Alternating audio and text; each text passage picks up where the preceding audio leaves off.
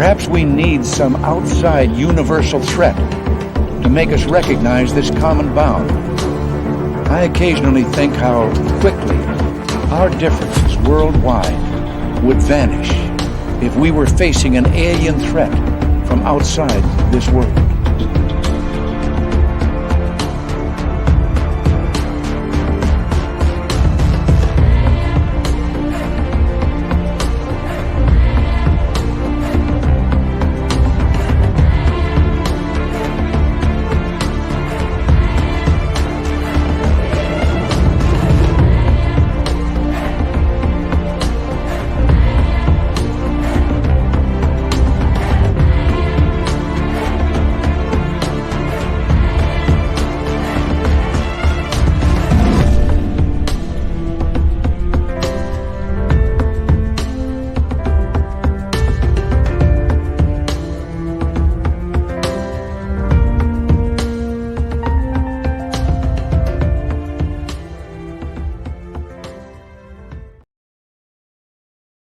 Good evening and welcome, space travelers, to another great night of Spaced Out Radio tonight. My name is Dave Scott, and we are in for a great show of personal experiences tonight.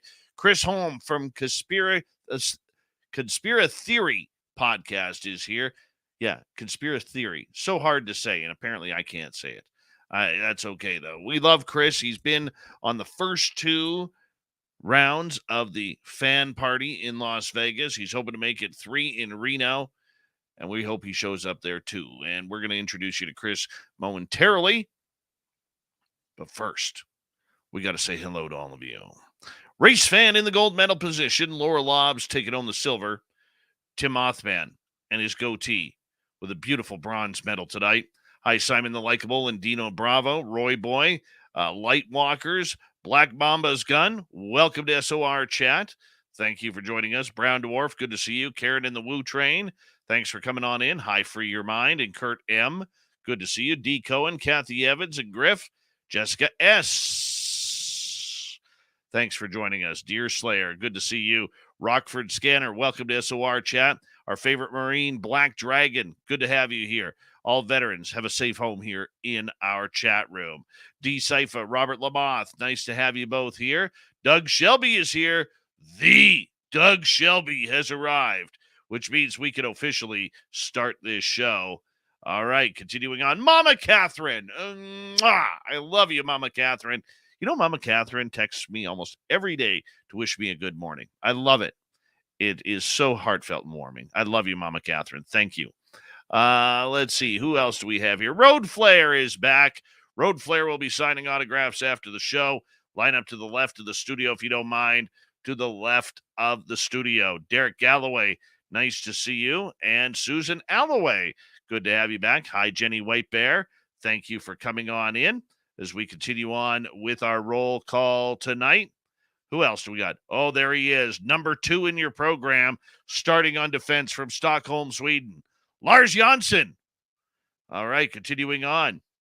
We have D. Henderson. Good to see you. Little Cam over on Twitch. Little Cam will be signing autographs after the show as well. Line up to the right of the studio, if you don't mind. To the right of the studio. Nick Adkins, thank you for joining us as we continue on with roll call. Nikki in Seattle in Millennium, my man. Good to see you. Pam Harris, thank you for coming on in. Hi, JSCO. And purple-haired Pixie Lara. I love you, dear. Hope you're having a great night. LM, welcome to SOR Chat. And who else do we have here? Phil Minervino, good to see you again, buddy. Thomas Rock, Matthew Goodka, Candlin, good to have you all here. I want to see you all in Reno this spring. Spring is the word I'm looking for. Okay, Vanessa, good to see you. And Oob to Joe's Maine, you've got aliens and ghosts and Bigfoot. Okay, Lubla. And Lee the B, nice to have you here. 5 DRG, nice to see you. Christy Abels, good to have you back. And where are we on roll call here? And let's see who else. Digger Dog, nice to have you back. I think we're caught up. Oh, there's Wayne and Luscious Jewels. Hold on. and we welcome in the radio side of things as we await Spaced Out Radio to begin here momentarily. But first, we got to welcome in Bill WD40 so he can lube us up in the chat room for tonight's show. You always want to go into a chat nice and smooth, if you know what I'm talking about. All right, 1 second here. Hi, hold on. Hi, beautiful Bill WD40. All right, hope you all on the radio side are having a good time, and the podcast side having a good time tonight as well. Let's also say hello to Sandra Kincaid. Yes, we missed you. We missed you, Sandra. We did. We are caught up.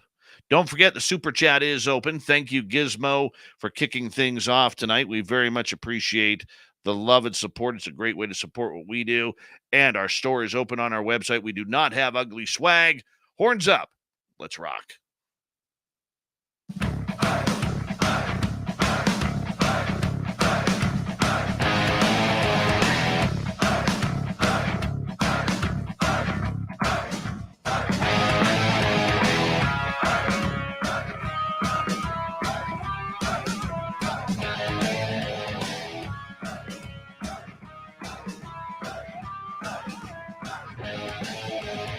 From the mountains of central British Columbia to you listening around the world, this, my friends, is Spaced Out Radio.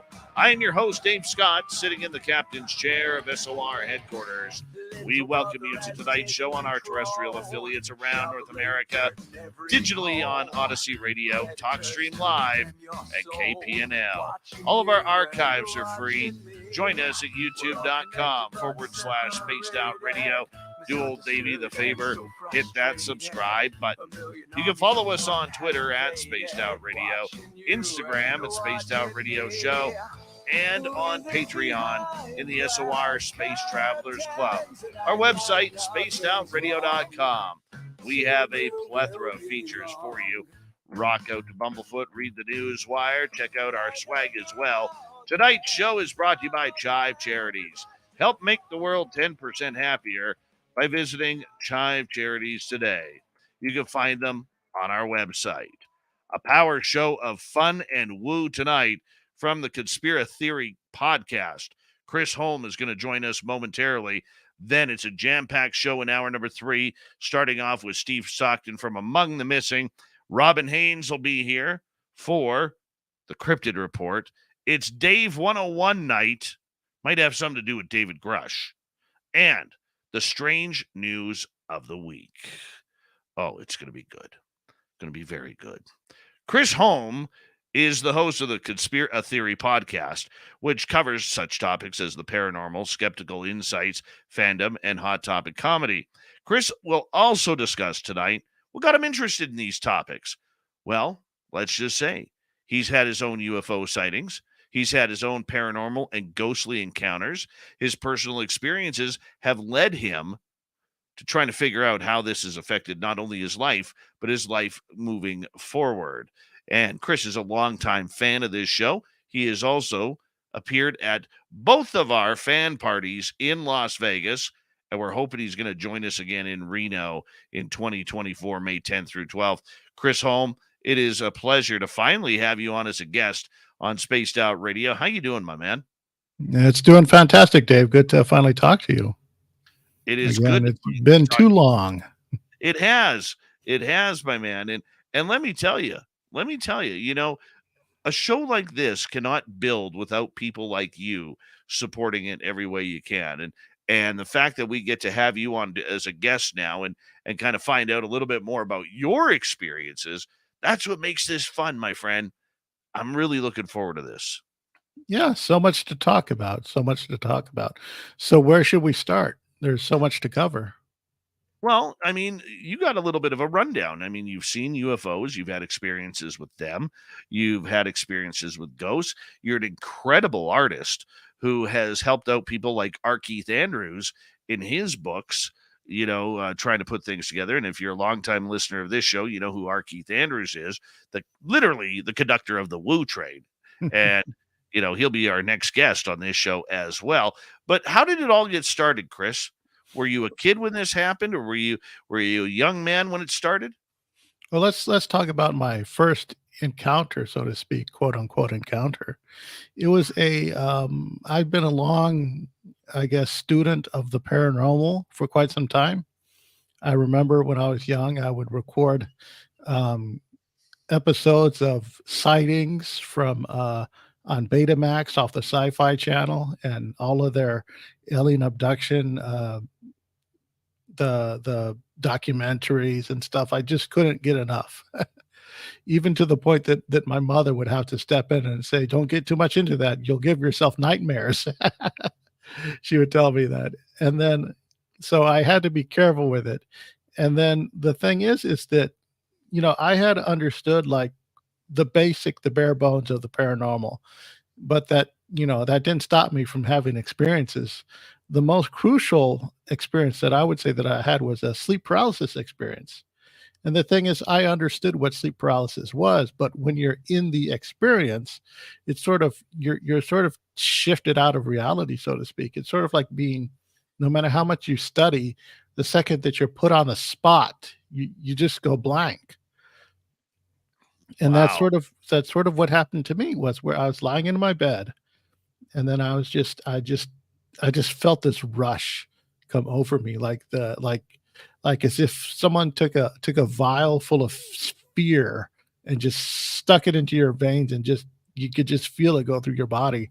And I felt myself going into the paralysis. Now I understood what sleep paralysis was. I knew all about it, but when you're in the moment, all you understand and feel is this paralyzing fear, and I just could not move, but my eyes could move. And then I was looking into the corner of my room where my door was, and the door opened, and in walked were these two entities.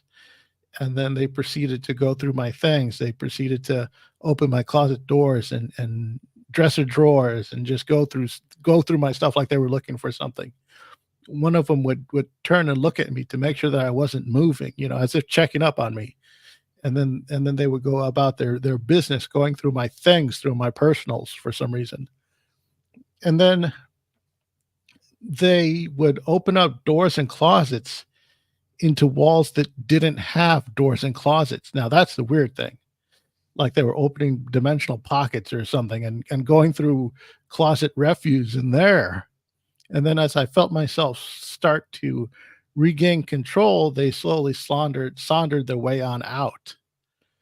Now I have two layers of security. I have deadbolts and I have electronic security. So there's no way for them to have gotten in or out without triggering or having to unlatch or having to unbolt something.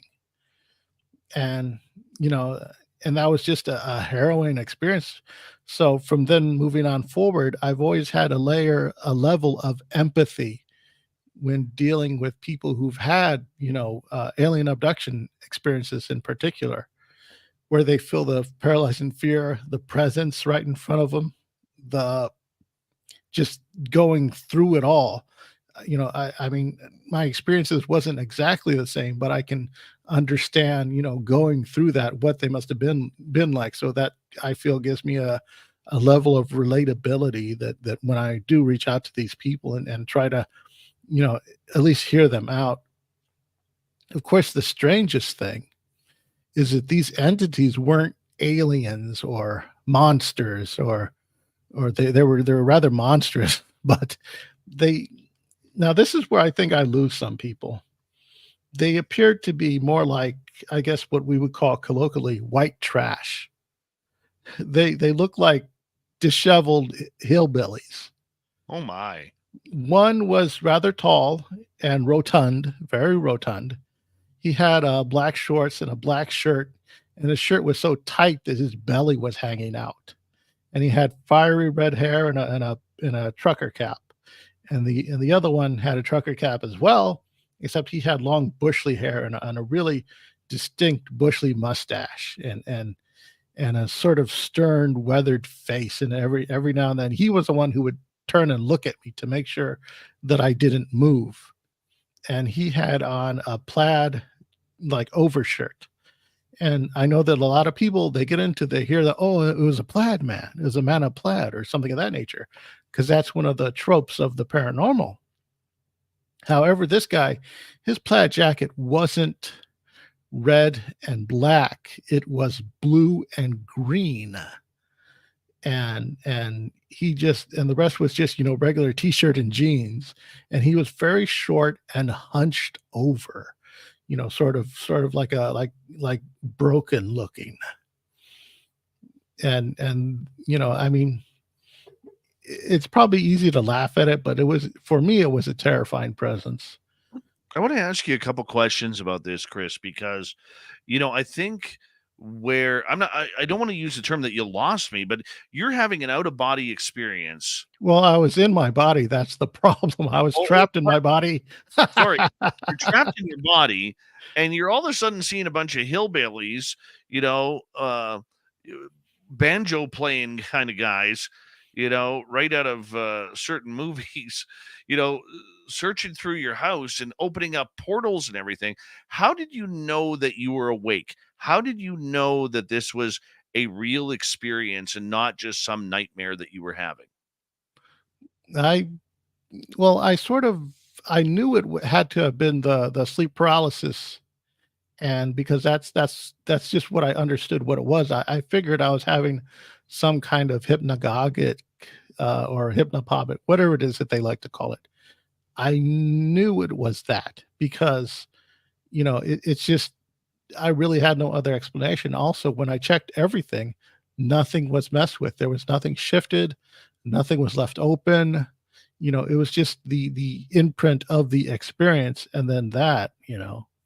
So I really couldn't quite, put my finger on it as it being quote unquote real, but it was definitely unreal, the experience itself that I had gone through. I can understand that. How fearful were you while this was going on? What was going through your mind while you're watching this happen and you cannot move? I would say it's the generalized, paralyzing fear that anyone would have in a similar situation.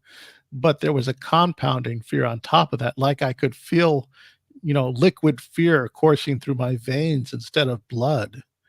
It was sort of like a paralyzing thing where it's like it hits you on your nerves. If you've had sleep paralysis before, you know exactly what I'm talking about. The sort of, where your body is shutting down your extremities for your protection so you don't act out your dreams. Except with this, my body was being shut down. I felt like an even weight. I didn't feel like a concentrated weight like some people have where they'll feel a weight on their chest, so to speak.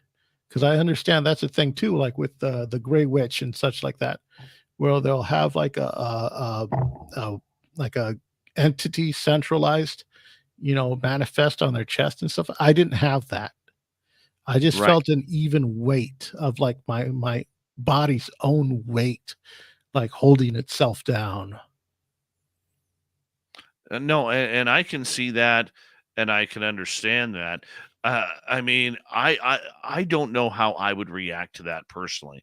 I would have been terrified, absolutely terrified. I mean, did you think that these hillbillies were screen memories of anything that was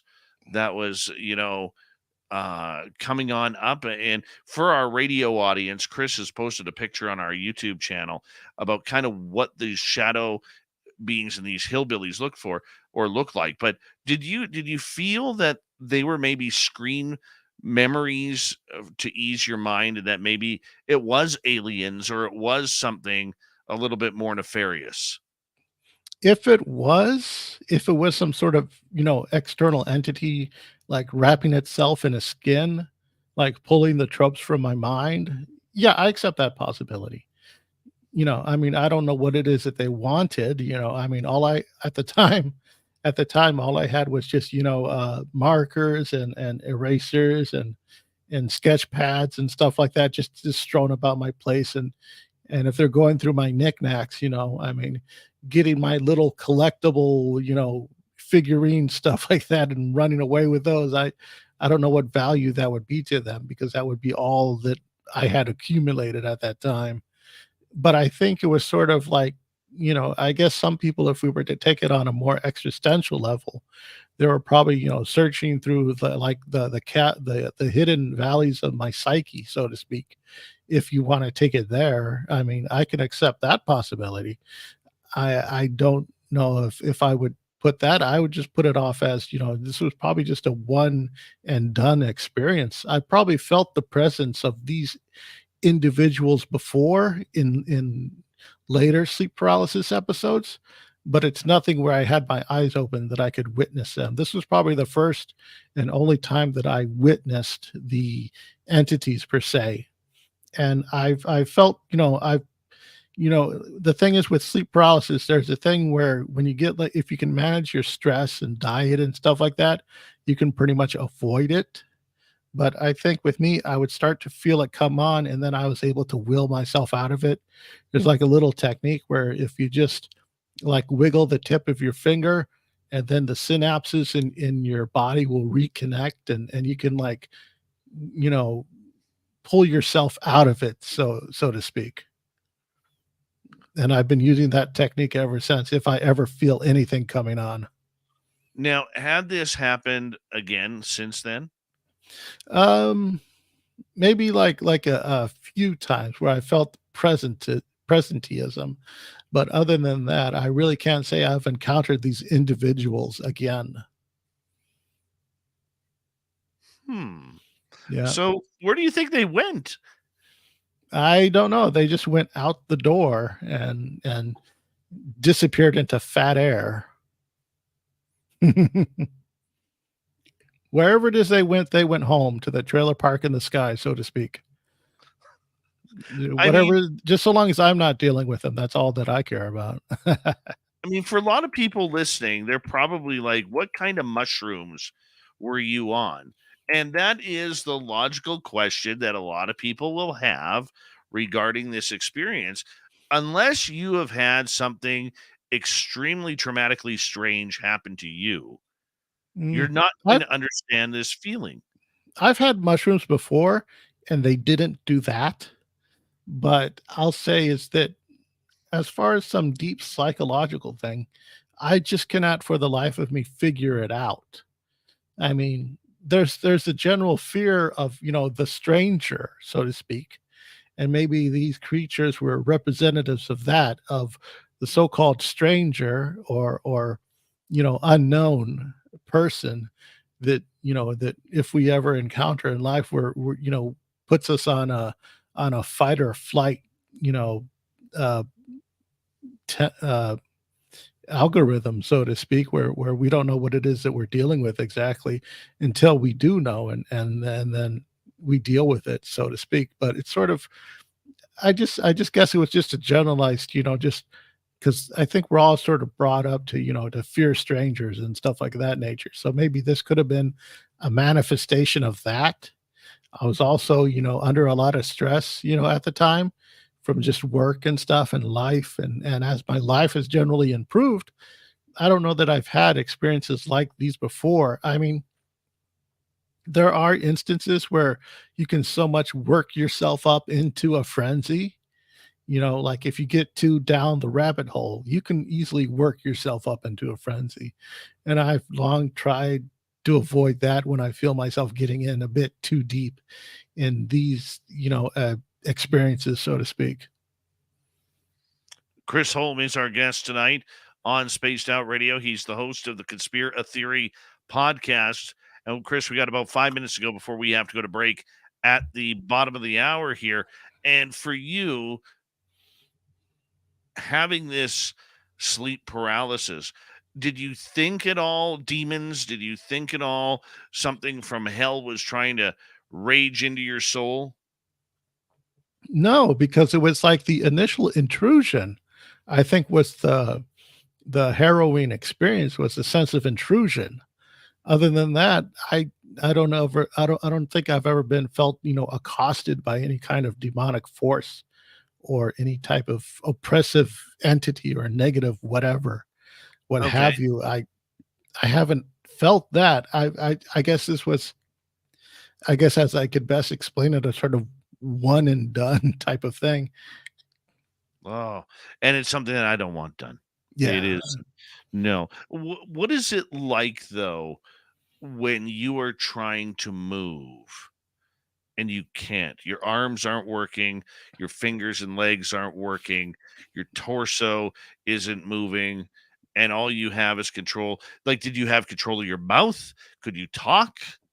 I had control of my eyes, but I guess everything is like you try to move your arm, but the connection just isn't turning on. The connection isn't snapping. Like the signal's just not going there. And everything, your entire being feels like dead weight. That's just how as I can best describe it. If I'm like, if I could, spell it out as best I can for yourself in the audience. It's just sort of like like everything just feels dead. Like there's no signals going to it, even if you try to will yourself to it. That's why a lot of people describe it as, I had to quote unquote will myself out of it because you have to sort of, force yourself psychologically to make those synapse connections so that way everything can light up again, and Right. then finally move. How now, a lot of times when we have an experience, it seems to go forever, but in reality, it's only maybe 5, 10, 15 seconds. How long did this last for you? I'd say about it was very short. I'd say about like maybe at most 15, maybe at least 5 minutes, just looking around, going about, doing about their thing because they were pretty thorough. They would like, because I had like a walk-in closet and they would open the door to that. And then when they would open the interdimensional closets, which was like a sliding door closet, they would go through that as well, just, like put coats and stuff like that aside and then look around and then every now and then check to make sure that I'm not moving. And then once they were done or satisfied, or I guess I started to feel the connections start, I felt the synapses start to reconnect that I could move. And that's when I think they were alerted and left.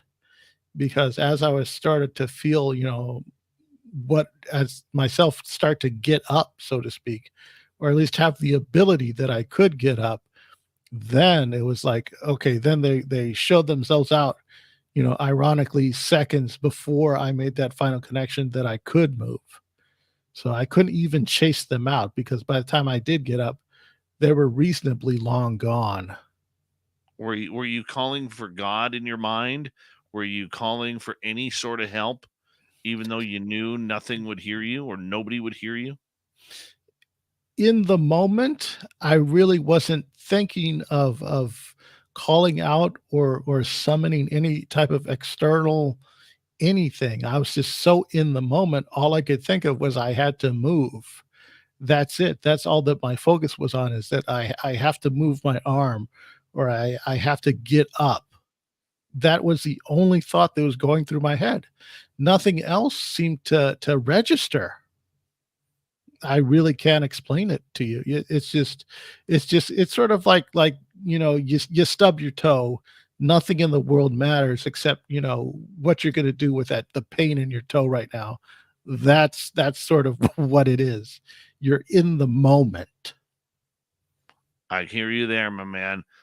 I hear you there. Chris, we only got about 20 seconds left, so I'm going to get you to hold on right there. The one Yep. thing I love about shows like this is getting that first initial feeling of what it's like to go through a strange experience. We all, for the majority of us, have had a strange experience in our life. Very few actually take the time to break it on down, to research it and go in depth.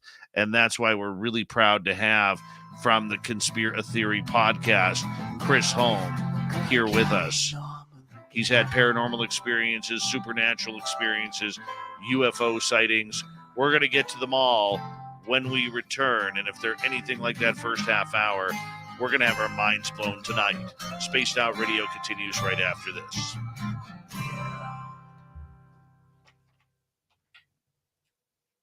Good start, buddy. Strong start. Mm. All right, let's say hello to Rich Buddy. How you doing? And who else has popped in here? Let's see here. Bag those questions for hour 2.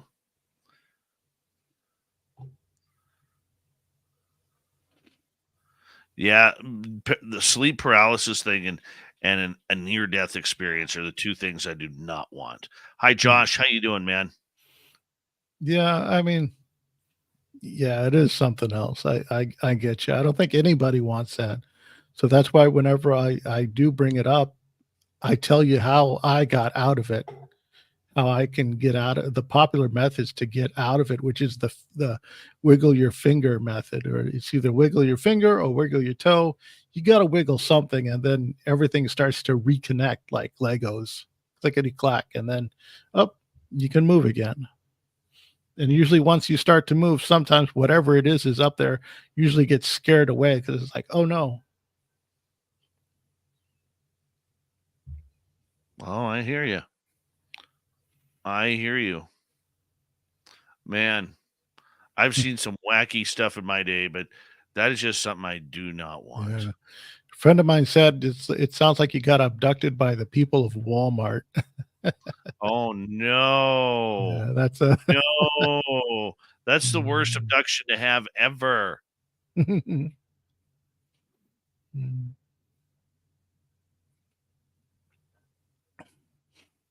Yeah, it's funny. Someone brought up mushrooms in the chat. I don't know if we'll be able to get to my mushroom story. But I do have a mushroom story. Oh, well, we'll try and get to that. We will try and get to that.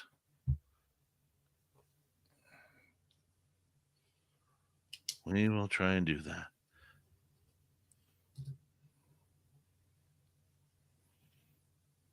All right, let's see. Monica, how are you? And sweet Susie B with a nice super chat. And let's mark that down. Susie's going to be in Reno for May 10th through 12th, our 3rd annual fan party. Susie B. The question is, what is she going to drop this year? What kind of jacket is she going to make? Warden Dragon, how are you? Applesauce, thank you for joining us. Mr. Cowley, ba ba ba. Welcome back to the show. Ba-da. Oh, Mr. Cowley, ba ba ba. Loves his spaced out radio. That's all I got. That's all I got.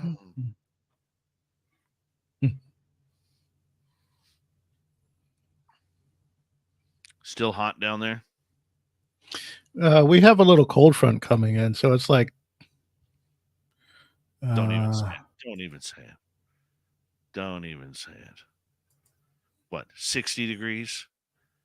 Like 55 Fahrenheit. Oh, that's t-shirt weather. Well, we had I think the coldest it got was like 40. Once again, t-shirt weather. Yeah, I hear you. When it starts getting to like the 30s and stuff, then we start panicking. We had our first snowfall last night. Now, thank God it warmed up and melted away. But I woke up this morning to snow. And I still wore my Crocs out to walk my kid in the snow to his bus stop. My feet were freezing. 61 degrees. Oh, t-shirt and shorts weather. Yeah, sometimes we get like snow every now and then. It's happened a lot more recently. It's not the event that it used to be, but at least once a year we'll get one day of snow.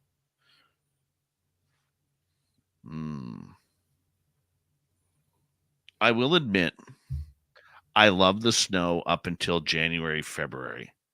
But come March, April, and into early May, when you still see snow, you want to swear a lot. Hmm. You really do. I remember going to was it Rochester, New York, earlier this year in February during Yeah. the on record coldest day there. It was like Yeah. -19 or something like that. It was Hold on, super buddy. cold. Hold on, buddy. Here we go. Gizmo, Susie, thank you for the super chats. Here we go, everyone.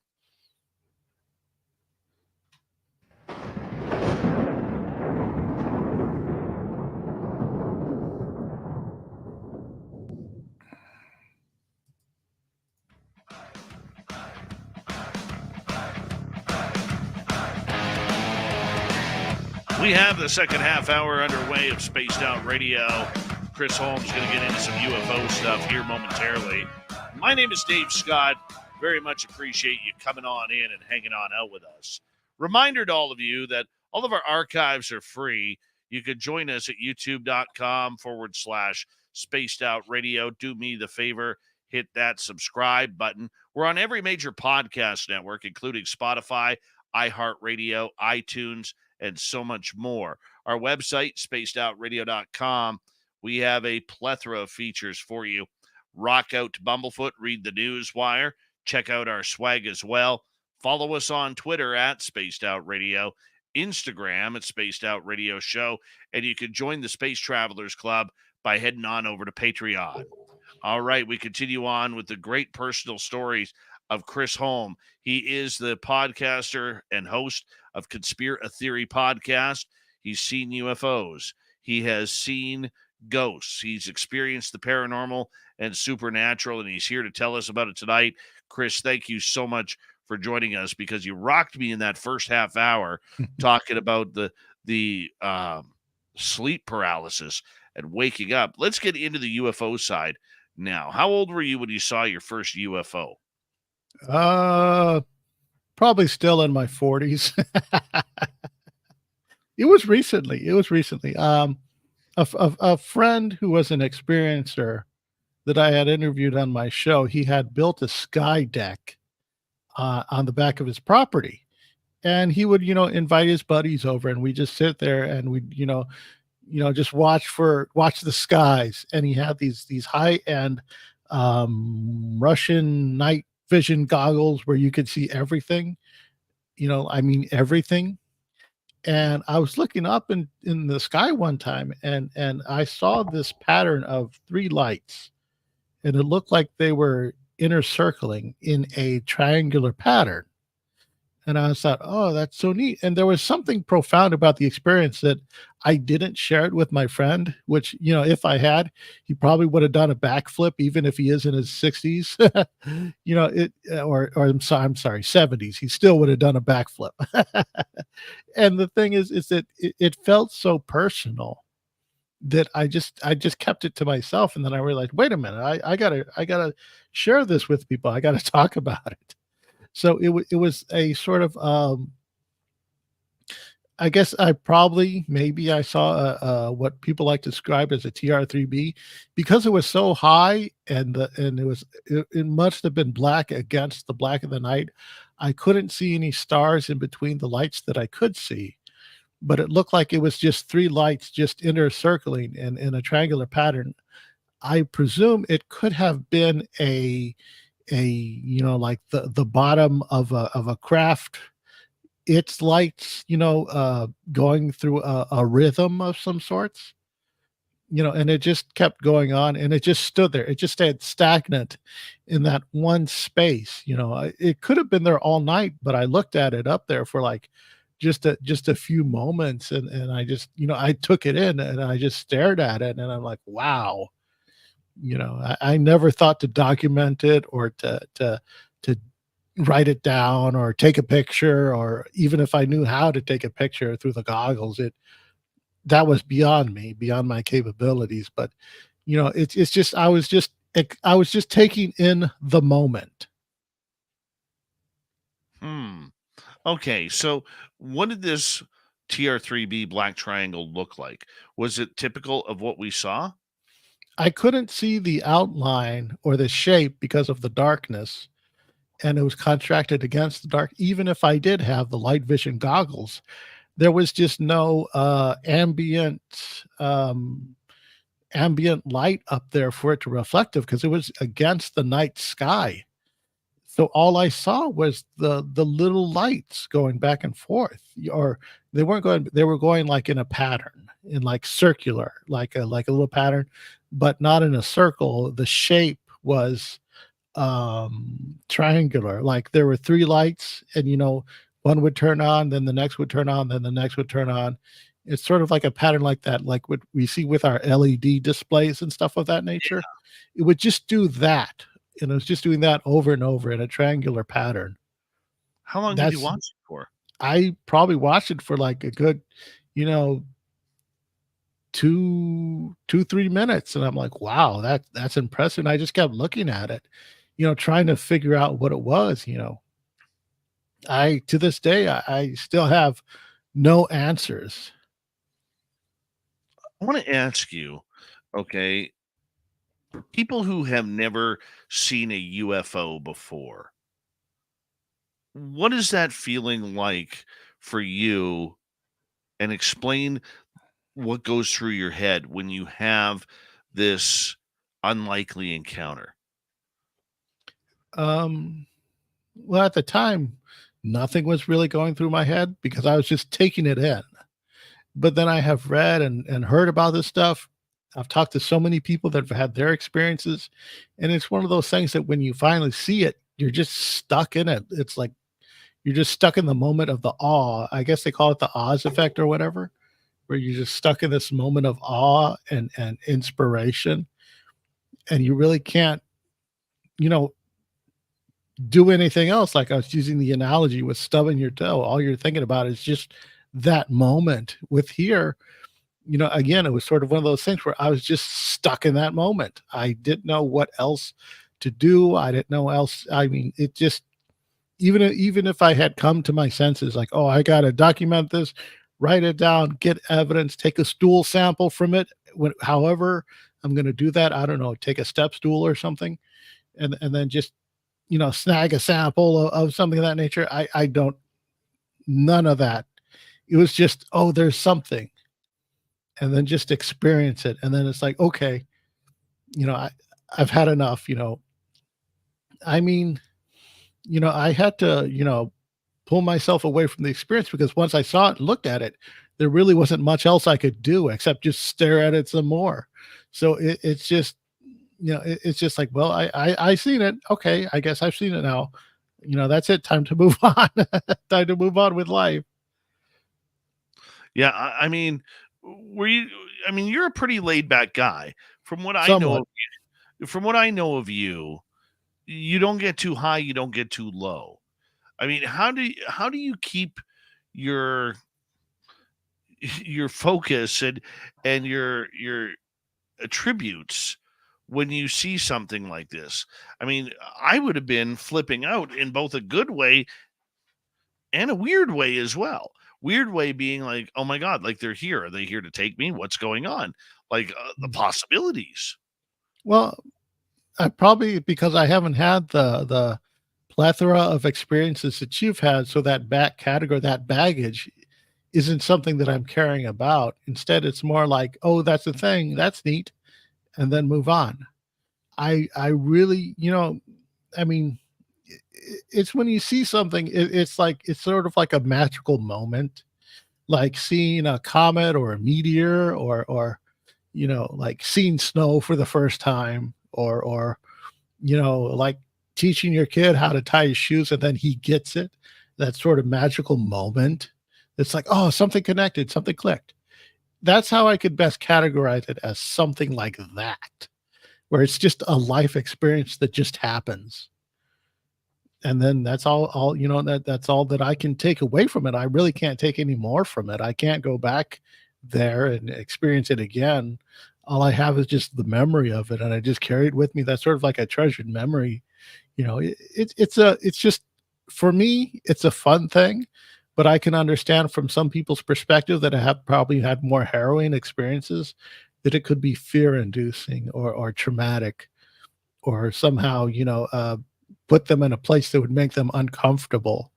And I guess because I didn't have that, I was able to walk away with the experience that I did have, and sort of treasure it and make it one of those positive experiences that I look forward to in this community.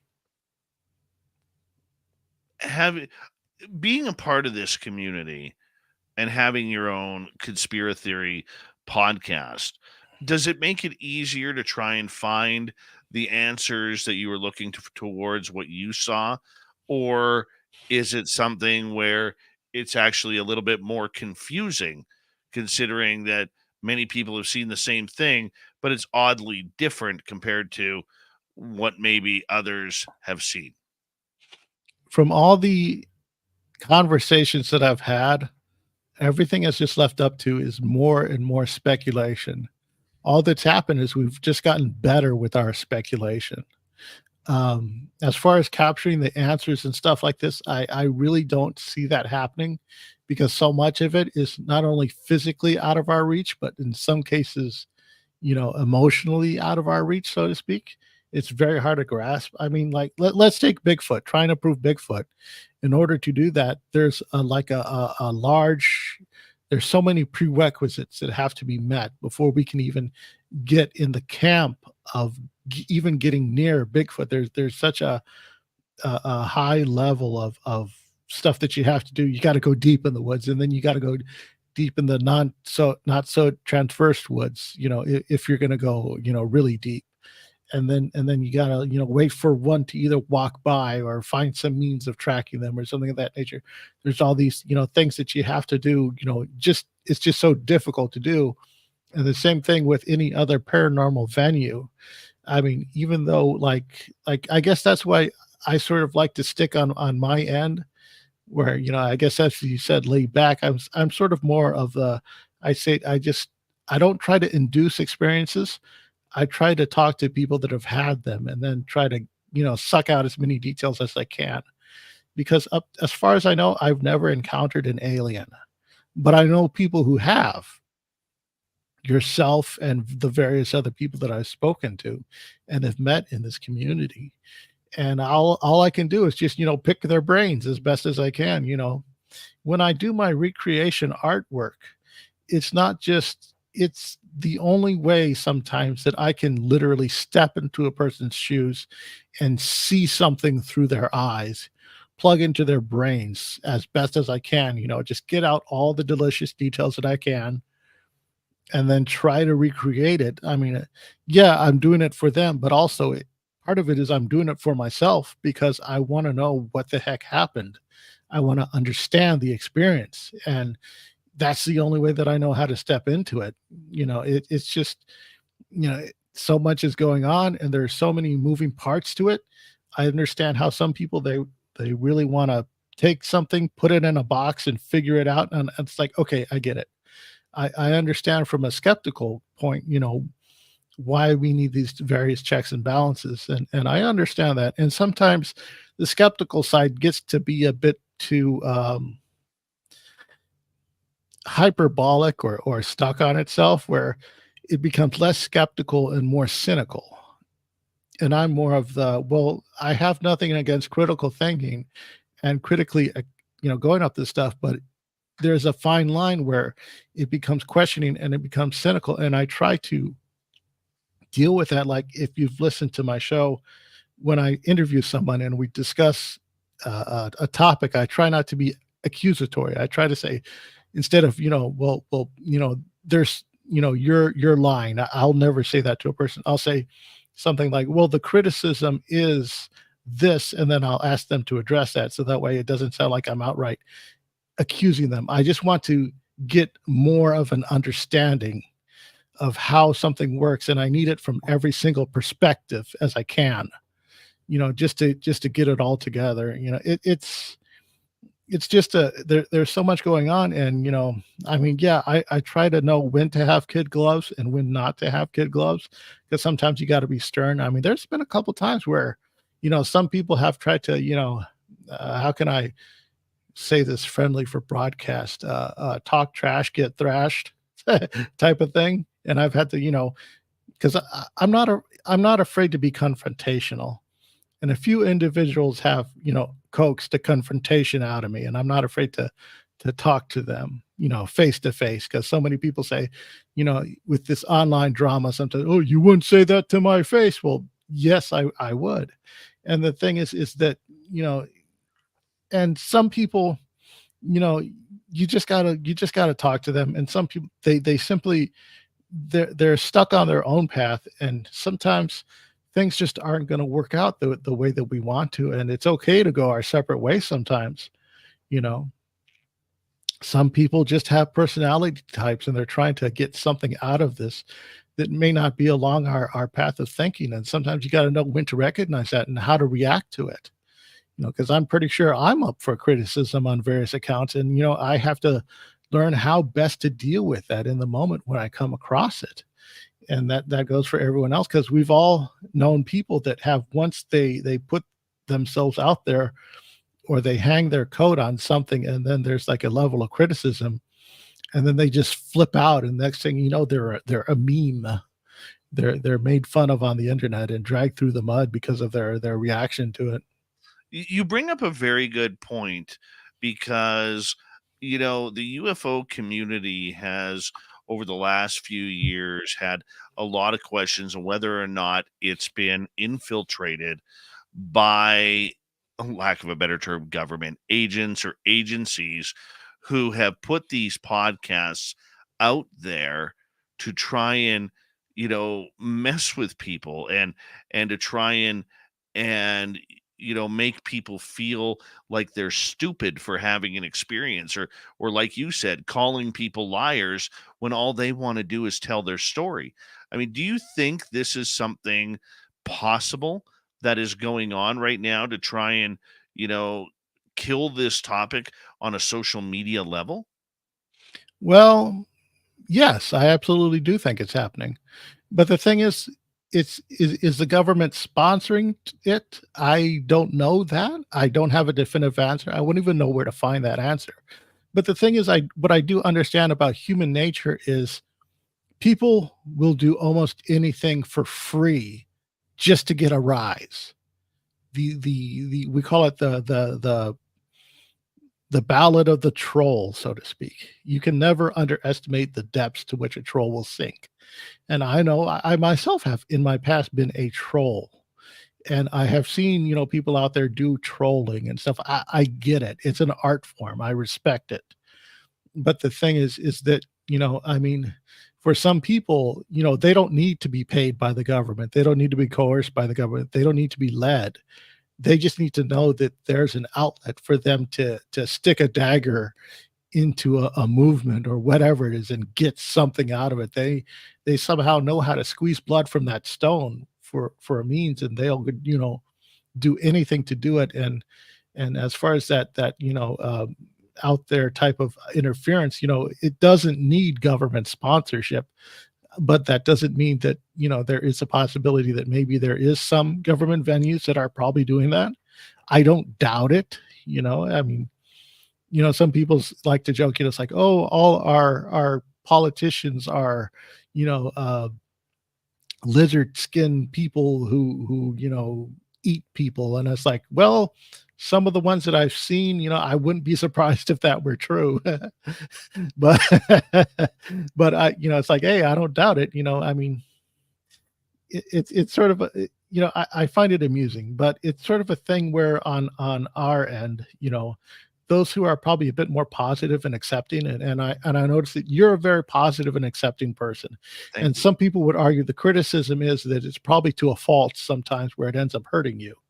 See Oh, yes, I've heard that that. yeah, see, you notice how I use that interview technique where I said, the criticism is, instead of saying you, Dave.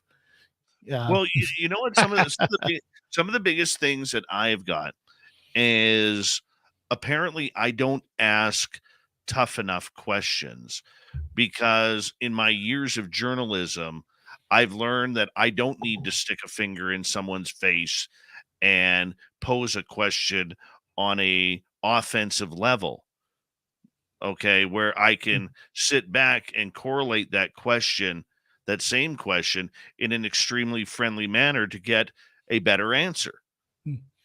Well, there is a such thing as a time and place. Um, I see my show as relatively basic entry level. Um, if there is a time and place in a more advanced interview, if I can ask, because I can understand those hard questions. I have nothing against them. It's just there's a means of getting them answered and dealing with them that I think, we can best conduct ourselves with. It's called having tact. And I know that like a lot of people like to get on that. And it's sort of it's just how you conduct yourself and how we get all that taken care of, because there's a lot of drama out there. And so much of it is needless. If someone would just say, like, oh, you don't believe my story, it's like, okay, F you, and then move on. You know, but for some reason, some people they they they beat themselves up over it and almost destroy themselves, to try to appease someone who's clearly, just acting out against them in pure malice. I mean, yeah, there is some point on principle. As an artist, I went through, high school art programs. I went to college for art. I've received, quite a bit of academic training, and the thing about feedback is you use it to improve. So when I in my art career, I would enter in a contest and stuff like that because I thrived off of feedback. I thrived off of this stuff because it made me better skill wise and talent, because I had the talent, but I still needed to develop my skill. And even though people can say, yeah, Chris, you're a good artist. Yeah, I do accept that I'm a good artist, but there's still that I could be better that's nagging at me. And I keep pushing myself to do that. And I think we all feel that in some way, that whatever it is that our venue of life is, that we deal with that. And for some people, the criticism can be, it really gets to them. And I want to ask this question. Sorry for cutting you off there, because we only have 2 minutes left. But Ian brings up a good point. I mean, there's a lot of people in this community that don't trust the government people like Rick Doty or Luis Elizondo. They think they're here to troll the community, to play games and tease with answers that never come. What's your opinion on people like that? I'm not favorable, and I do understand the criticism, the negative criticism lobbed at them. But at the same time, it's like they're in a unique position that they probably could do that. And I guess that's where the conspiracy comes in. Was like, well, were they appointed, so to speak? And I do understand that, and I try to take it out there. But at the same time, it's like, if you want to combat that, then the only way to do that is to either have a better presentation or present better evidence, or just have a better talking point. I mean, the spirit of debate has been lost in this country, and unfortunately, I hate to get all social, commentary on you, but it's just the very spirit of debate, of having two people of opposing views coming into a moderated conversation and then hashing it out. We simply don't do that anymore. It's something that you just do not see. It's usually everything is either curated to a specific audience simply to get the most out of that audience, and they're just doing their thing. I mean, yeah, what I would love to see these people answer a lot of the criticism that they have lobbed at them, but sometimes it's used as a means of, reinforcing the morale of the troops, so to speak. It's like, oh, these people spoke out against me, therefore we have to buy more of my books to prove them wrong. And it becomes a selling point, unfortunately. I mean, I've seen the criticism, good and bad, lobbed at many of these individuals and many more. And I've seen people that I've been following for years, have to, shill for a lot of what we considered unscrupulous individuals. And Oh some yeah. part of it is like, well, yeah, you got to keep the lights on. I do understand that. But and I do still have a lot of respect for people out there, even though some of them have had to put themselves in compromising positions. Let's continue that conversation from the podcast Conspire Theory. Host Chris Holm is with us. We're going to get into his paranormal stories. We're going to take some of your questions as well. Big conversation happening right here on the UFO front. We're having a good time. Hope you are too. Spaced Out Radio continues right after this. Strong show so far, Chris. Very strong show. Thank you. Yeah, I tried to skirt that issue as best I could out of respect for you, because I understand the position that you're put in sometimes. Well, we can get And into we it. all are. I don't mind getting into it. If you want to, well, let's kick off hour 2 with it. Let's get into it. I don't mind. Yeah, well, I think I pretty much said like what it is that I've had to say about it. But Okay. if you want to get more into it, just to wrap things up, just to put a nice cherry on top, I'd be happy to do that. All right, let's do that. I'm going to yeah. step away for a minute. Chris, you want to be in the room and chat with the audience, or do you want to go in the green room? Yeah, I'll be on the room, but I gotta take care of myself as well. But I'll be back right away. I'm just gonna mute and stop my mic.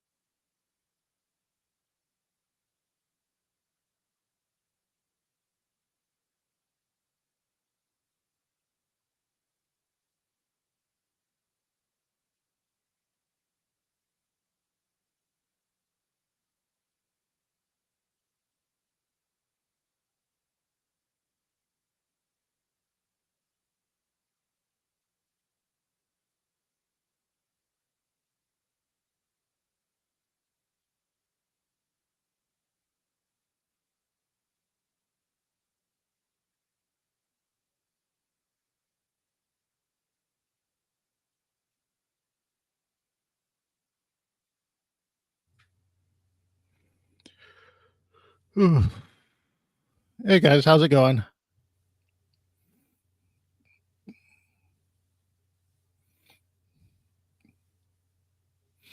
Dave's gone, so that means pineapples in the chat. I don't know if he likes pineapples on pizza, but we're gonna go with that. Pineapples in the chat. Hey Kira. Let's see. Question Rockford Scanner. What is your most memorable paranormal experience that you have not told anyone before? I think I've told them all. I've told them all. I really can't think of any. There we go. Pineapples. He's gonna be so freaked when he comes on. What are all these pineapples in the chat?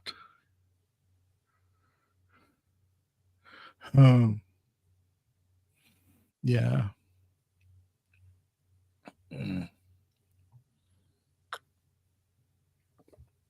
Yeah. Man, I've been parched. Before I came on, I actually like this or last night I broke my chair. The back on it, the back support broke and snapped off, so I had to like run like heck all this morning and find a new chair, and I got this cool mesh one, which is really cool. It's like a high back one. And then I was like, working on it, getting it all together. And then I had to, at the last minute, it was like one or two screws really got stuff. So I had to get the WD-40, spray it on there and just tighten those screws up. I probably broke the thing too, but hey, it's still together for now.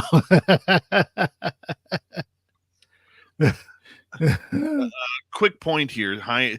Hello, little Timmy Senor. Welcome to the chat room. And Human Carl, no, we don't need to be spreading vicious lies that I like breakfast for dinner. That is not true. What a heinous crime that is. Nina Williams, how are you? And who else do we have? Chris, did you answer the question from Rockford Scanner? Oh, I believe so. It was about like which one, your paranormal most experience? memorable one that I have not shared. Yeah, I don't think I have one. I think I've shared them all. All right. We got 7 seconds. Thank you, Kira, Susie, and Gizmo for the super chats. And here we go, everybody.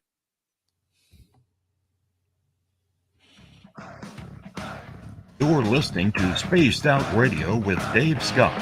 Follow Dave on Twitter at Spaced Out Radio and on Facebook, Spaced Out Radio Show. Here we go with hour number 2 of Spaced Out Radio tonight. And unlike ugly rumors that are out there, no, I do not eat breakfast foods for dinner. It's a shame that people do that. Like Human Carl in our chat room. Absolutely horrible that I would be accused of such heinous crimes like that. Wow. Hey, hello, everyone listening in on our terrestrial affiliates around North America, digitally on Odyssey Radio, TalkStream Live, and KPNL. All of our archives are free. Join us at youtube.com/Spaced Out Radio. Do me the favor, hit that subscribe button. The Desert Clam has set the password for tonight in the SOR Space Travelers Club. Payzagoni. Payzagoni is your password. Use it wisely, Space Travelers, as the Clam sets the password each and every night right here on Spaced Out Radio. Our website, spacedoutradio.com. We have a plethora of features for you.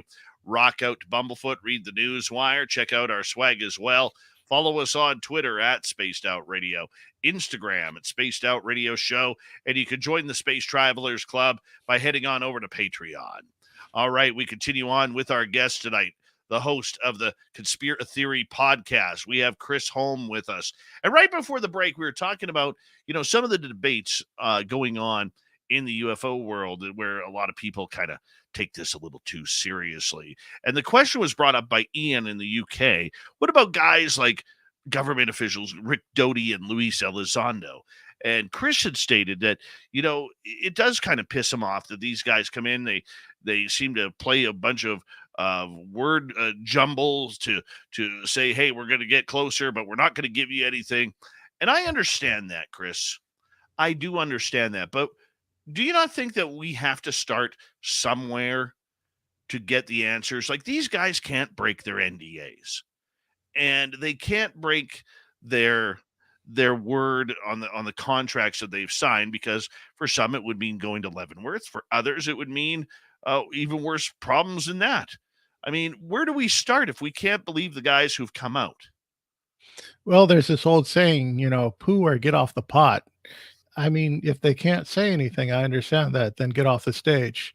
But the thing is that we're calling these people whistleblowers, but there's no risk to them, so to speak, from as I understand it, unless there's something I just don't know. But as far as I know, I believe some of these guys have been cleared to discuss some of the stuff that they've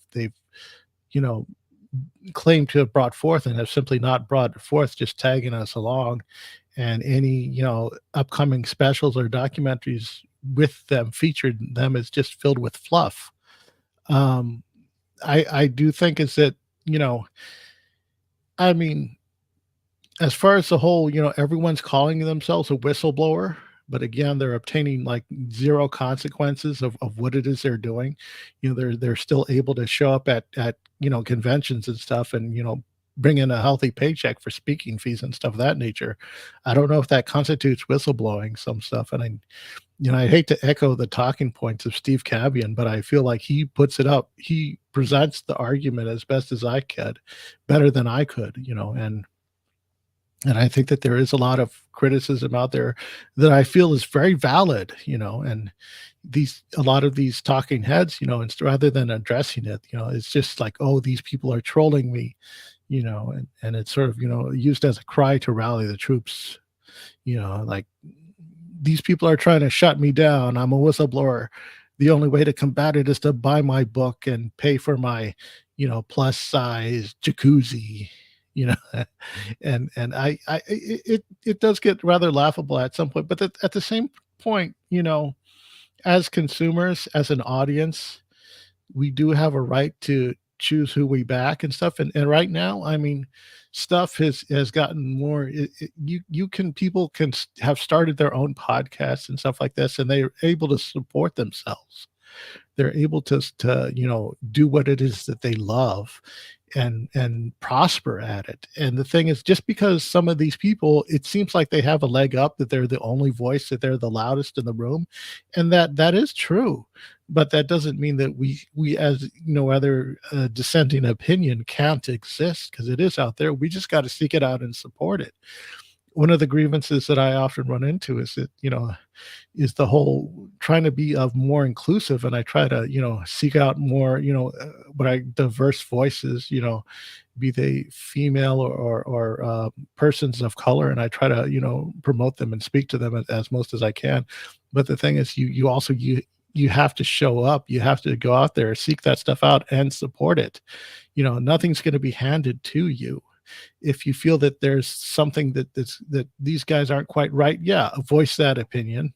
Be as tactful as you can with it, and then support the opinion that you do trust and stuff like this. I mean, there's a lot of talking about grifters and hoaxers and all that stuff. Like, but if they're spinning a good yarn, then I really can't blame them for that. I mean, sometimes I can understand the argument that it's rather unethical, but it's sort of a thing is that we'll have to cross that road when we get to it. But I do feel like that we just have to be more selective as an audience on what we subscribe to and support. See, see the one thing that I agree. I think your comments are very strong. I really do. My thing is, I think we have wrapped up a lot of these so-called grifters like Corey Good or David Wilcock with people who are trying to get the more serious side of the story out. I mean, look, I'm the first one to sit here and say I don't believe in UAPs. I don't. I've said that many a time, right? I have defined through listening and my own research that there's a huge difference between what the government calls UAPs and what UFOs are. UAPs to me are man-made, and that's what they are searching for. Okay, they're not searching for UFOs. They're just covering the topic within their algorithm of trying to figure out who's spying on us and who's not. That being said, I do believe that the conversation has to start somewhere. And I personally would say that I am a supporter of Lou Elizondo. I wasn't at the beginning when he was with the To the Stars Academy. My mind changed. I believe David Grush in what he's trying to do. And I think that we have to give them, and this is my opinion, I think we have to give them an opportunity to sink or swim. But the problem that we have in the UFO community is that we've been played for so long by government, by the media, as tinfoil hat conspiracy theorists, that we really do not expect, or pardon me, we expect that when someone of that ilk to come out of the woodworks, we expect them to come out and give us the aliens, give us the photographs, give us the proof. And it's not happening. So I see the frustration of the UFO crowd when it comes to that as well. Your thoughts? Yeah. I mean, Yeah, they're welcome to your $5. They're not getting mine, but it is the thing, and I think you've summed it up very well there, is that yeah, but the thing is we've been playing this game for 60 plus years now, maybe even 160 years if you count the airships of the 1800s. It's been going on for so long, and I understand the frustration. And I hate to get all philosophical, but sometimes I wonder maybe we're not meant to have these answers or something of that nature if we were to get all philosophical about it. But the thing is that I do feel that there is a definitive truth out there, and that what's going on right now is a lot of word salad, word games that it's being played with us, and it's usually done facetiously. I think that a lot of the stuff that we get, it's so quote unquote redacted and handled by third parties that it's going to be near impossible for us to get a straight answer or definitive confirmation. I think it was Melinda Leslie said, we don't want disclosure, we want confirmation. And I tend to agree with her on that. Is that I want to see the bodies and stuff like this. If I need more presentation, smoke and mirrors, or a guy doing backflip, I mean, what is that one guy, the guy with the beard? Uh, um, Oh, there's some good beards out there. yeah, So- I know the martial arts dude. Yeah. Well, anyways, I don't really like him, but he's the definitive talking head now, and I just find the guy just not Sean quite the most. Kirkpatrick? Who? Sean Kirkpatrick. No, not him. The Oh, Jeremy Corbell. Yeah, that's it. That's the guy. I mean, I like his boyish energy. I expect him to fall over and a frog to fall out of his pocket, but I like his energy, but I just don't like, the he brings too much baggage in my opinion. And I totally know that on a one-on-one he'd probably smear me, but it's just a sort of, the criticism is there, and I feel that it is valid. Right.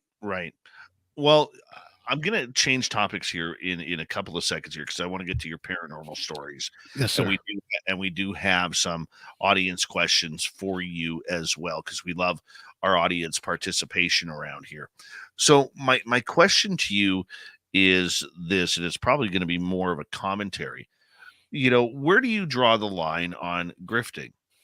Because your time is money, my time is money, everybody's time is or has value, whether it's monetary or whether it's of your own personal day. So I don't have a problem with somebody like Lou Elizondo or David Grush coming up and saying, "Hey, if you want to interview me, it's $3,000." I would never pay that. Okay, because to me, if I'm paying you $3,000, you're going to be sitting in front of 1,000 people telling your story at a conference. Radio interviews are different. I think they're using it as a scare tactic to keep most of the podcasters and YouTubers away because the majority do not have the income coming in to afford that. But I look at Dr. Stephen Greer, who's charging $2,500 a person to learn how to connect with aliens. Plus, he's got a $70 app out there that you can download. Plus. Or, like we mentioned, David Wilcock or Corey Good, who, Corey Good recently in the court of law basically said that everything that he did was made up. Mm. Okay. And we can thank Steve Cambion, podcaster, for bringing that to light. Right. So, how do you define the grift when somebody's time is valued compared to somebody who's trying to take advantage like other people have? Yeah, there is something to be said along the lines of, just like how much is the deceit is there. I mean, if someone's paying for an experience for an hour of someone's time, then whatever that person feels that it's worth, they set the price. That's just the way it is. I've noticed that there's an interesting experiencer to guru pipeline that happens in this community a lot, where once someone becomes an experiencer, they do the rounds, they do the circuit, so to speak. And then next thing you know, there are gurus, charging however many for their time. And, I mean, on principle, I really can't be against that, on the grounds that so long as they're not outright deceiving people. But at the same time, it's like you got to know what you're asking for. People have to do their research on that. If it does get a point where it becomes, downright unethical, where we have the people that are like, we've all read the stories about, this family has been being extorted by a psychic that claimed that there's a curse on them and they have to pay them like an exorbitant amount of money or their family's going to be cursed forever. That's probably someone who's, in a compromised emotional state being taken advantage of by a nefarious individual. Yeah. In cases of those, absolutely. I see where it is wrong. It is absolutely wrong in those cases. And that is downright unethical. But that is sort of a case by case basis. I mean, I do feel like the Corey Goodson stuff and all these other people that have been exposed or have exposed themselves as hoaxes. I do feel that for archival purposes isn't that their stories are important, that we need to have them for archival purposes. So that way we can, take a look at them and compare and contrast against anything new that's coming up that is rather similar. I mean, just because someone made something up doesn't mean that other people aren't being abducted by aliens and stuff of that nature. As far as we know and as far as we've been able to prove, we don't know that that's definitive. And it's a very, difficult to put up. I mean, yeah, I understand another pattern that I've noticed with the contactee movement is the more we learn about our natural world, the further the aliens come from. Before they were from Venus, then they're from Mars, then they're from, the Sirius galaxy, and then they're from the galaxy over, and now they're from the dimension over. As we learn more, it's like the multiverse stuff, and I blame the Marvel movies for this. The multiverse stuff has become more acceptable because it's become more palatable. Great points. Let us shift here, my friend, and let us go to your paranormal experiences, because God, finally some fun stuff. you've seen ghosts. You've had a number of experiences. What was it like seeing a ghost for the first time? Well, I'd say in my initial experience, I had just moved into a new apartment and I felt presenteeism. And out of the corner of my eye, I would see the shape, the sort of darker than dark outline shape of what would be a little girl with her hair was sort of like out and waving like as if she was underwater, as if they were snakes. And she would just walk through the hallways. And I just felt this presenteeism for like quite a while. I got an illustration somewhere, but I don't have one ready. So sorry about that, folks. But the thing is that, and the odd thing is, this is a ghost that actually I scared off. And what happened was, we were talking something on Facebook where people were talking about ghosts on Facebook. Then I clickety clacked on the keyboard, like, oh, I got a ghost. This is what she is, and this is what she does. And then when I clicked send, and then the person, of course, said, "Well, what, you believe in ghosts?" Oh, pshaw. And then I felt this weight come off my shoulder, like someone just like if someone gets exposed for the truth when they've been lying all the time, you feel that weight of the truth coming off of you, or whatever. It's Yes. like that like I just felt this weight, and then that presenteeism. I didn't feel it anymore. It's like whatever it is got up and went. I like to tell people like, oh, she just got tired of watching me play XCOM all day on the computer. Yeah, so I think I bored a ghost to death. Really? That's one way to put it. I mean, here you're getting an interaction from around the other side of life, and your Xbox is more important. Yep. pretty much.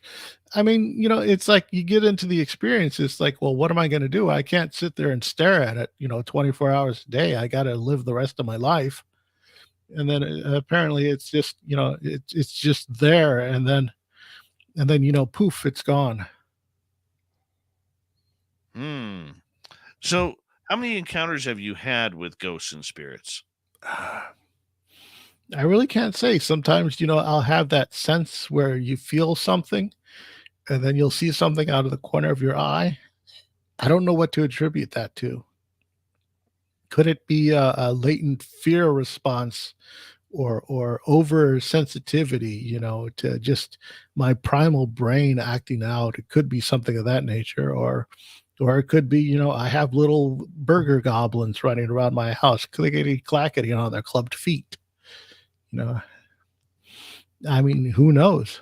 I really don't know where to put it.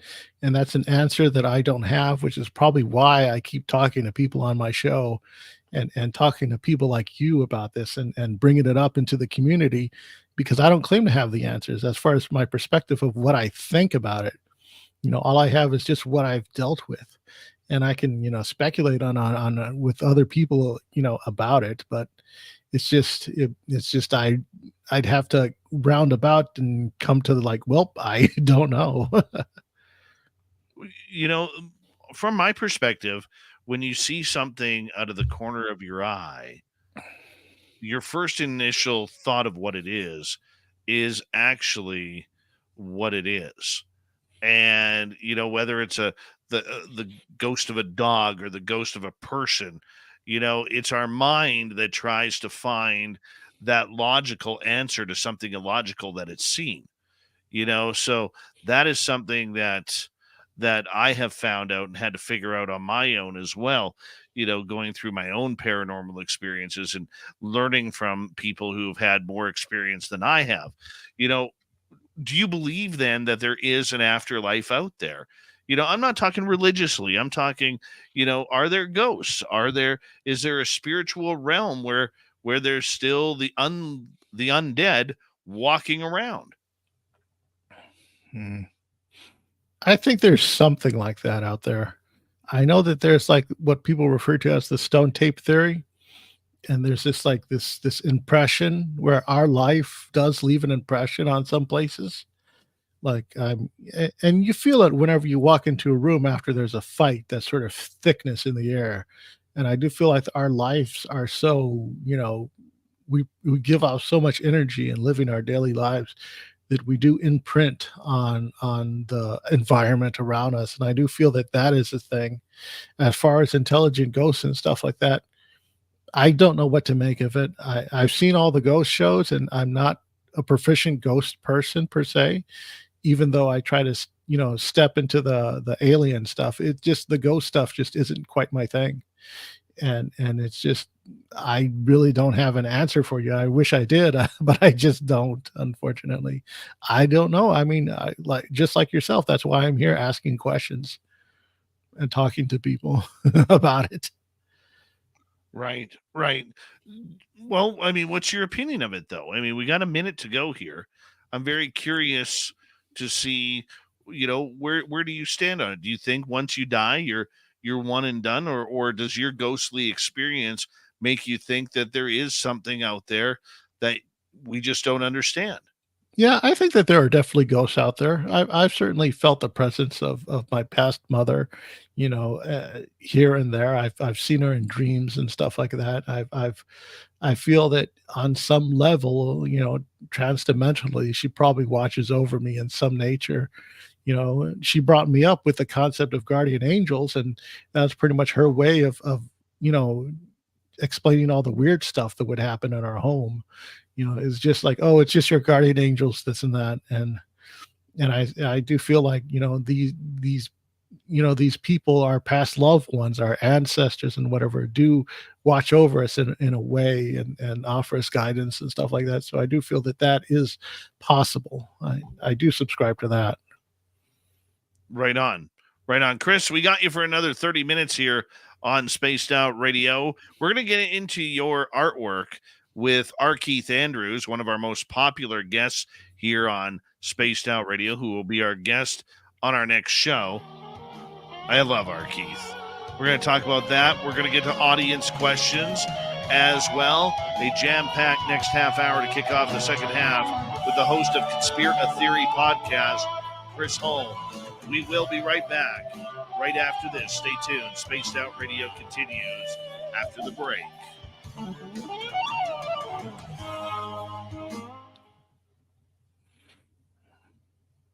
There we go, my man.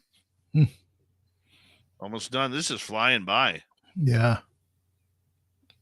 Yeah, and I still have so much stuff to get to.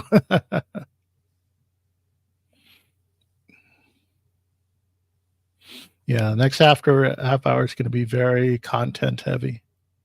Yeah.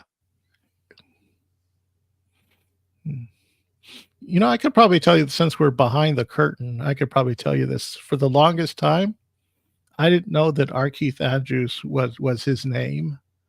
I thought I was saying R, like I our. thought no, yeah, like our Keith Andrews, like you are, and then like, no, he's not your Keith Andrews, he's our Keith Andrews. That's what I thought it was for the longest time, until I realized, oh, he has an R in his name. It's Ronald Keith Andrews. That's his name.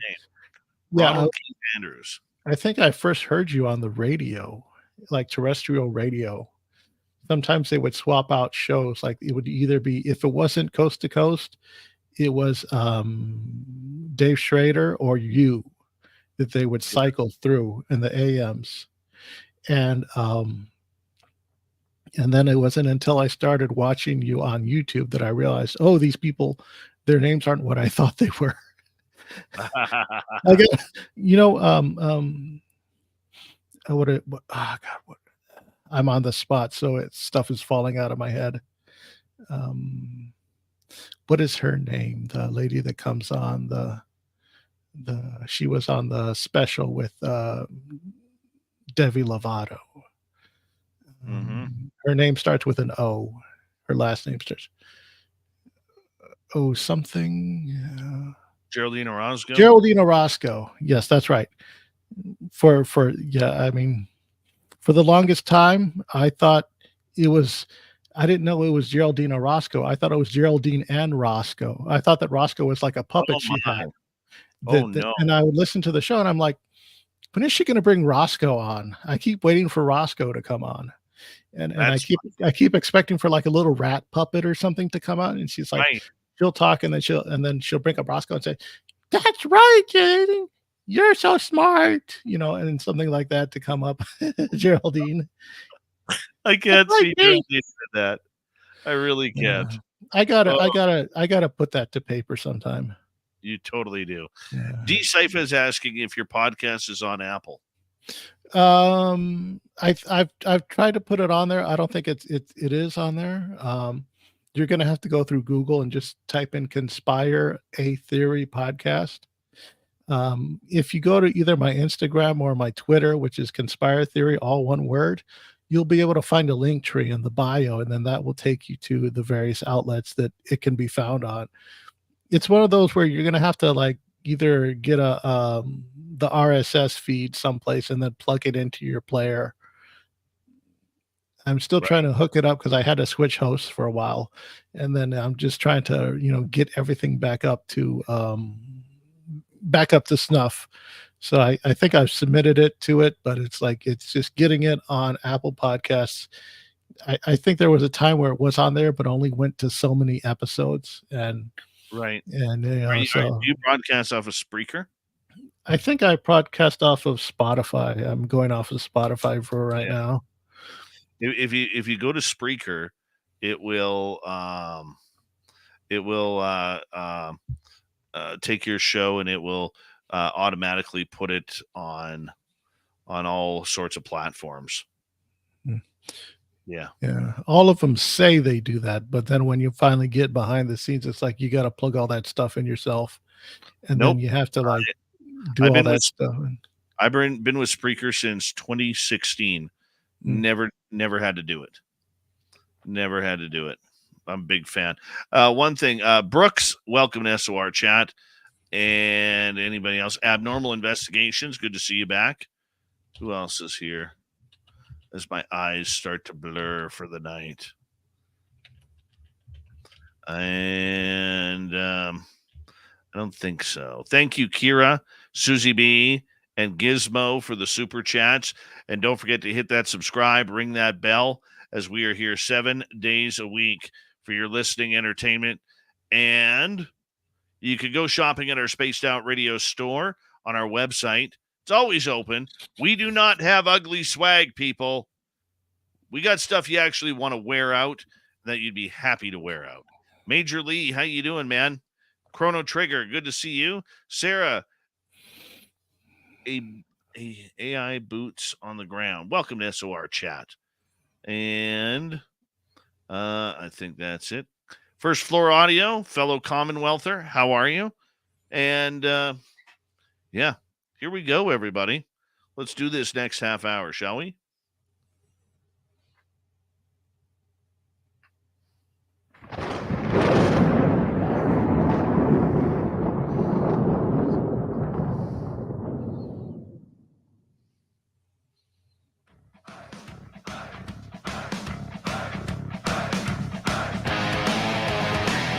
Here we go with the second half of Spaced Out Radio tonight. Thank you for tuning us in. For all the woo you can handle, my name is Dave Scott, broadcasting from the snowy mountains of British Columbia. Reminder to all of you that if you've missed portions of this show or others, check out our free archives by going to youtube.com/Spaced Out Radio. Do me the favor, hit that subscribe button. You can follow us on any major podcast network, including Spotify, iHeartRadio, iTunes, Google Play, and every podcast network in between. Our website, spacedoutradio.com. We have a plethora of features for you. Rock out to Bumblefoot, read the news wire, check out our swag as well. Follow us on Twitter at Spaced Out Radio, Instagram at Spaced Out Radio Show, and you can join us on Patreon in the SOR Space Travelers Club. Here we go, final half hour with our guest tonight from Conspire Theory Podcast. You know, me being the Canadian, I've been calling it wrong all night. I've been saying it's Conspire Theory Podcast. You screwed me up on that one, but we're glad to have our good friend Chris Holm here with us tonight. Chris, before we get into our Keith Andrews, you've been to our first 2 fan parties in Las Vegas. Mm-hmm. How much fun did you have? The first one was a blast because I had so many people to pal around with all day. And it was just a blur of just drinking and partying and fun. And then the second one was so many new people. There was like a lot. I was meeting a new person like every single time. And it's just, I had a blast both times. But I will say, if you're going to go, bring a friend because you're going to run into so many interesting, cool people, and you're going to need someone to say, hey, that's so-and-so too. Well, you know what? I hope you can make our third one May 10th through 12th in Reno, Nevada at the Silver Legacy Casino and Resort. We moved it up from Vegas because Vegas just got too expensive. So we're moving it to Reno, a lot cheaper, a lot nicer, and we're going to have some cool stuff. Because I know you like doing the cool stuff like the ghost tour we're going to do in Virginia City. Merle's setting that up. And Melinda Leslie is going to be doing a night vision scope for UFOs outside of the town. So I know, Chris, you're going to like that stuff along with the live show. So if you caught the live broadcast from this past year, I think there was a time where random guy had the floor for like 2 minutes. And he brought up random people. And then I went up there and I told like for 2-3 minutes straight, I just told Jessica Jones's tall jokes. Yeah. It was a riot. That was the surprise of 2023 was how tall is Jessica Jones, a cryptid? Yeah. You know, she's, I thought she was going to be like 5'4", 5'5". No, she's like 6'7". Absolutely. And she wears the heels to bring her up to like 7'1". Yeah. WNBA probably tried to snag her a couple times. Probably. It wouldn't surprise me. You work a lot with our Keith Andrews. And, this is a guy where he's our next guest. He comes in each month for what we call the ET Connection. And, he is someone who is, a lot of people, they think he's off his rocker. They think that he's telling the truth. They think that he is, um, a little knowledgeable or just making it up. What do you think of our Keith and working with him? Well, just to come off the phone, I'm not paid to believe him, but I am paid to understand his what he's trying to present, and that's what I bring to the table. Whether I believe him or not, what I respect about our Keith is he's come forward and say, "Hey, I know I can't prove this to satisfy most people, and there's really nothing that I can do about that, you know. So either take it or leave it." And I respect that about him the most, and that's probably why I'm drawn to him and why I enjoy his segments so much. Because if you think he's crazy, fine, he's crazy. If you think he's real, then fine, he's real. But the thing is that his stuff is very entertaining, and that's what draw me into it. These characters that he introduces us to are so fascinating. And I mean, of course I was intrigued, and I think it was 3 years ago he put out a call on your show that he was looking for artists to because he wanted to make an illustrated edition of one of his books, Races of the World Volume 1. I had initially approached him, after hearing about it on your show, going back and forth, and we would just, I was, one of the candidates, and I thought that I would be part of a team, that it would be me and maybe 4 or 5 other people, and we would all do contributing illustrations. Like I would do like a packet of 4 or 5 and then send them in, and that would be, I'd be done with it. And then the rest would be filled out by the rest of the team. But instead, what he had decided was, and this is what I respect, is that he wanted a uniform style across the board of all of them. Because a lot of these compendiums that do these various races, what they'll do is they'll have the descriptions, and then the art is like an afterthought. It's usually art from, people's deviant art, or stills from movies, stuff that's not really quite related. And unfortunately, what it does is that because everything is such a conflicting style, nothing looks uniform. What he had wanted was he wanted a uniform approach to it, where it would all be done the same style. And then that's when he approached me, that he wanted me to be the primary artist. And at first, I was like, floored by, like, and since then, over the past year and a half, I think I've contributed over 70 drawings to him of his various races, that we've been working on it for the past year and a half of just working on this. And it's been like a steady job for me. Well, I mean, why do it though? Why do it? And look, I'm saying this.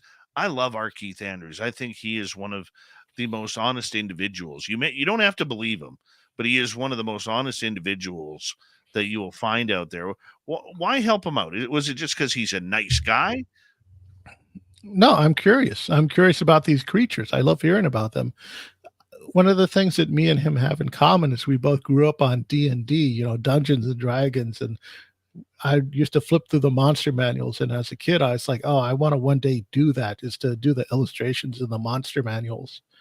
And although this isn't the same thing, it's sort of scratching that itch, so to speak, that I'm, doing these sort of things where I'm presenting, these creatures and stuff for people to see and for people to meet. And I'm curious about these entities too, because I hear them talking about them all the time. And I'm like, well, what are these guys like? What do they look like? What do they do? And all that nature. For our radio audience, you won't be able to see this, but we will describe them to you. You've put up some pictures of some of the creatures, the aliens. Yeah, the aliens that our Keith Andrews has come up with. Let's start with the Gorgon. Yeah, the one on the upper right is sort of like a bat-like creature, sort of like a golem or gargoyle-esque type of creature. And that's sort of like a rock creature that made out of rock, but it's sort of able to maintain flight and stuff of that nature. It's got bat wings on it, has a sort of devilish look. very intimidating. And then on the next one is a sort of a like Theranthrope type of creature. It's sort of like a dog man, but he's got like a skin tight suit on, space suit on, and he's got like the legs. He's got like a dog like head and tail, and he's got like his legs are sort of what we call I think it's digigrade, where he walks on his toes, on his digits. And then on the other one is a Virzak, and that one it's a ball. I don't know how to best describe it, but it's a ball. and it's a very, shiny ball. I try to illustrate it as realistic as possible. And then the one in the other corner are these little mushroom people that are bouncing about back and forth, and they're teeny tiny, and they're one that he brings up quite a bit on his show is the Spearnock Din. And these guys they're like these little mushroom people. They have these little arm phalanges that come out. They have these stalks that separate into 4 little legs, and they have their mouths at the center of those legs, and they're just hopping along, sort of fun like that. He has things like the Corlocks and the Sargassians or Caesarians, pardon me. I mean, you look at a lot of these creatures, where do you, or entities, whatever you want to call them, when you hear him describe them, how are you able to put that picture in your head to what he's describing? Well, I asked for a detailed description, and then I asked him to like, well, what tell me a little bit about their mannerisms, what they do, what their habits are, and stuff of that nature. And then I tried to, illustrate it as best I can. What the initial process is, he'll give me a list, he'll give me excerpts from the book, I need this, this, and this. And then I have my own copy that I use for, cross references if I need to make notes on anything.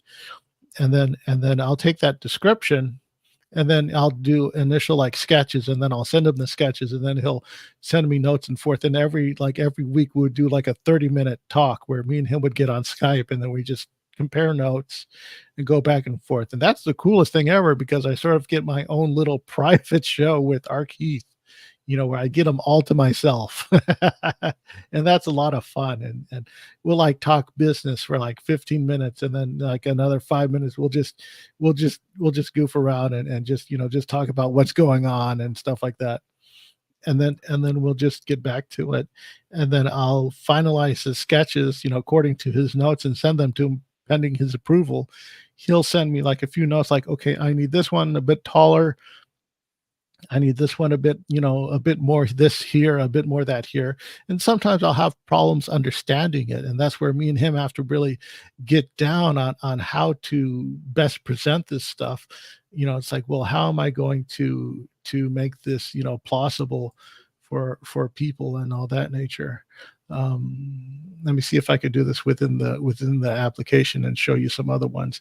I got a few up here. I found the 3 most common that he's talks about, which is the Marlock, the Techlocks, and the Spearnock Din. You see the Spearnock Din there, and I'm going to see if I can. Oops. Okay, that's some more. That's the. Okay, this right here is the. Well, wait, hang on a second. Let me just. The Maldocks. Mallocks. I wouldn't want to run into better them. one. The Techlex. Let's go to the Techlex. Okay, we'll talk about the Maldocks first. Sure. These are the guys. They're the sort of predator-like. He describes them as like a predator, where they have the mandibles on the lower jaw, which opens up to reveal their skin, and they're very powerful and muscular, and they have like claws on their hands, and they have like horns on their brows, and they have long sort of hair which could get natted up into looking. They're the most predator-like thing that we've seen. And then I sort of flesh those out and illustrate them and present them to him. And then he comes back and forth, and we just go back and forth on that. And any questions regarding these guys? No, let's move on. All right, then let's see if I can. I want to present the Techlex. Oops, the Techlex. These guys, he brings them up quite a bit, and I asked him, like when he described them to me, that there were these little like reptilian beings. They're like somewhat like a raptor, but if the raptor stood upright and was holding a gun and had space armor, and I'm like, oh, so these guys are like little kobolds, because in fantasy race, we have these things called the kobolds, and they're like these little lizard people, and they're like these sort of fun mischievous things, and that's the closest approximation that I can find, because whenever I try to do these things, I try to make them so that they have more like if they have like real world counterparts that I can draw inspiration from it and talk about and stuff of that nature. Love it. Love it. You also got one of me on there. I Oh know you yeah.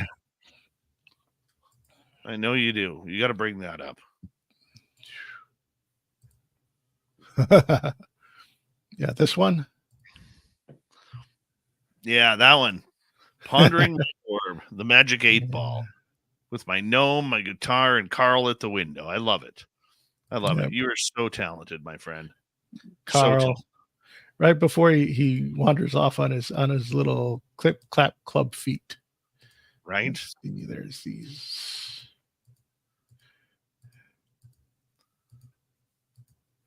Okay, might get this little thing because I don't have it set to loop.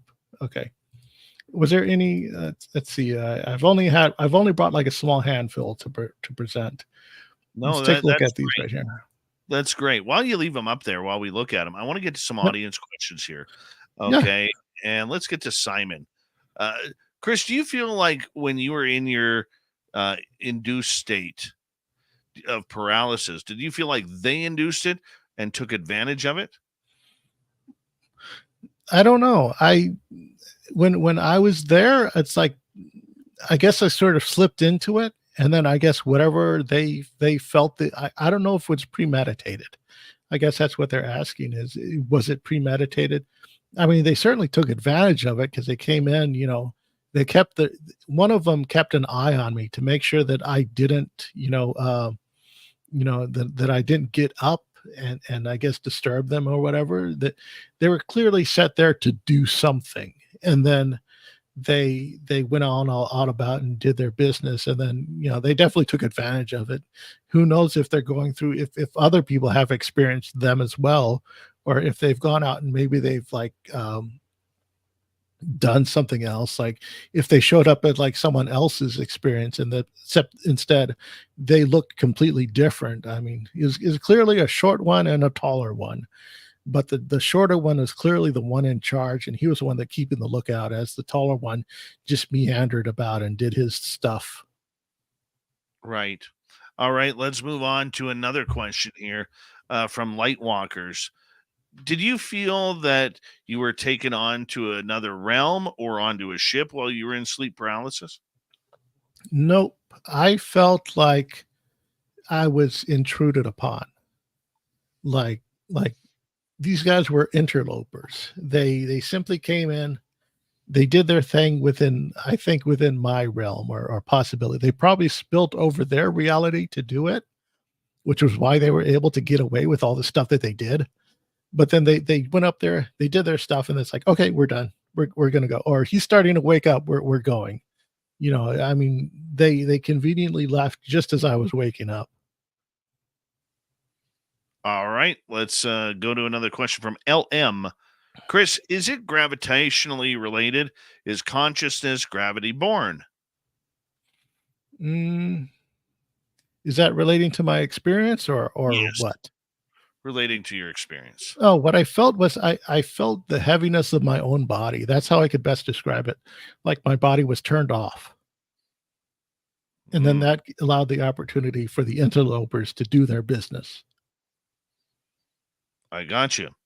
Got you on that. Okay. Let's move on to another question. Let's go to UFO witnesses, UFO celebrities versus UFO whistleblowers. Where do you stand? Aren't they the one and the same sometimes? Because sometimes, because these whistleblowers, they're pretty much elevated to celebrity quite a bit. I know that the argument out there is that the whistleblowers aren't really risking anything, But then the experiencers, in the good old days, when they used to come out with their experience, they faced massive ridicule. And of course, now we know that a lot of that ridicule was state sanctioned by the government. So who knows now if we're simply, I do believe some of us are still conditioned to make fun and laugh and giggle at the strange, but I think it's slowly changing as more people are coming forward with their experiences. So I don't know. I don't pick a side. I hope they both lose. All right, let's continue on here with Kira. Chris, have you channeled any beings by drawing them on paper?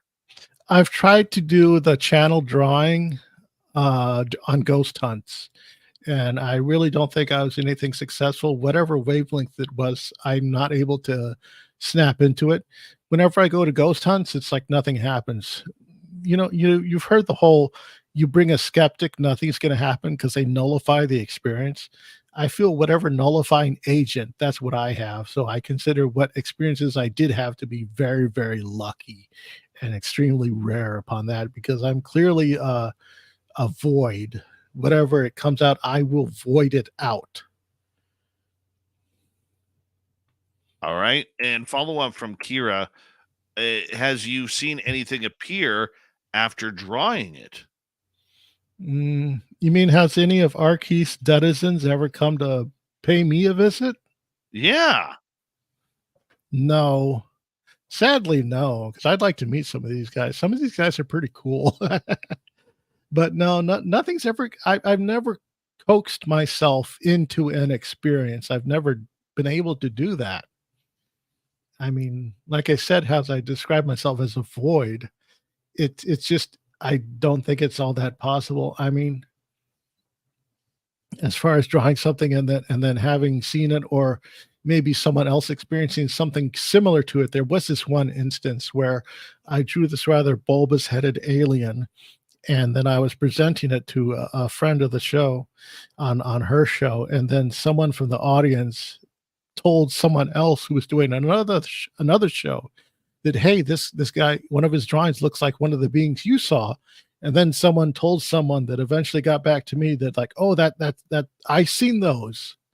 And then I was able to meet up with him and then get the experience out for him and work that out. So I haven't seen any of these guys, but a lot of other people have seen other guys like them in their experiences after the fact.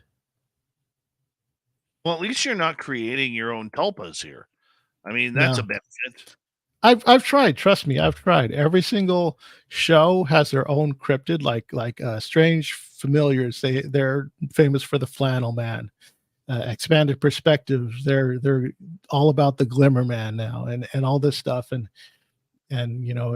even on this show, there's a couple of repeat guests who like to visit us every now and then, like Carl and such. And I've tried to invoke my own cryptid, which I call the Yif King, and it's pretty much the little fox that you see in my logo.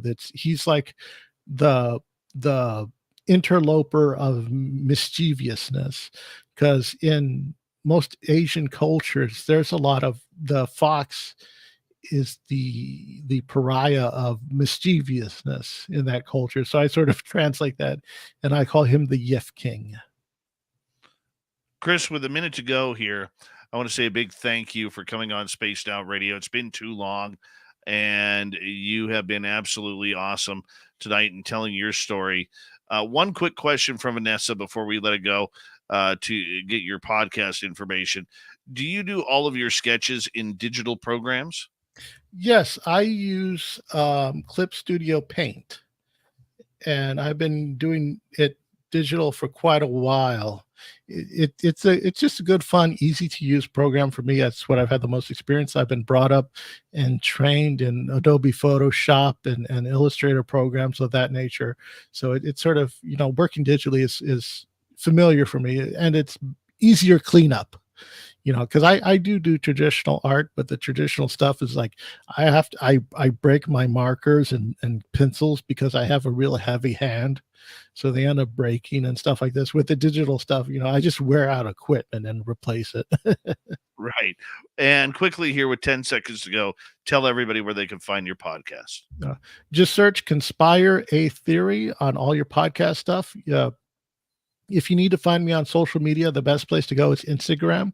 Just go to Instagram and type in Conspire a Theory, all one word, in the search menu, and you'll be able to find me. There will be a link in my bio to where you can find, my outlet and get it on your podcatcher with the RSS feed. Right on. Chris Holm from Conspire Theory.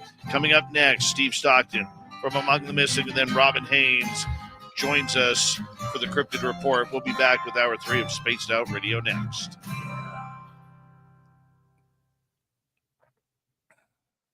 Great job, Chris.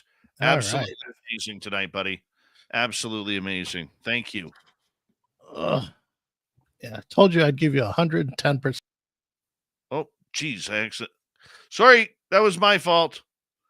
Yes, Chris, that was my fault. You can come back in. I hit the wrong button.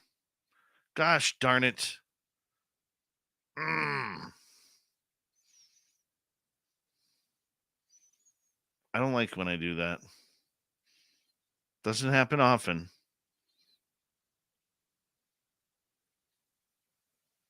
Damn it. There he is. My bad. I hit the wrong button. Yeah. When you say you're not joking. What's that?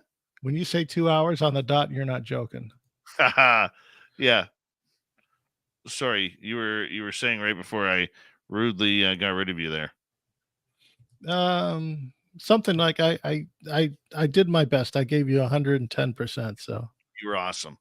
You were awesome, and I love you, man. And thank you for coming on the show and being a fan of ours, and for all the years that you have been. And the only thing I can say is get your butt back in the chat room a little bit more when you can, and you're not working. Yeah, I definitely try to come on in. I love poking my head in there every now and then. You got it, buddy. Well, I'm going to let you go now because I have to go visit the boys' room. All righty. It was good. I'll catch up with you later. Talk soon, Chris. Take care. Chris Holm, everybody. I will be right back, and we'll get Hour 3 started.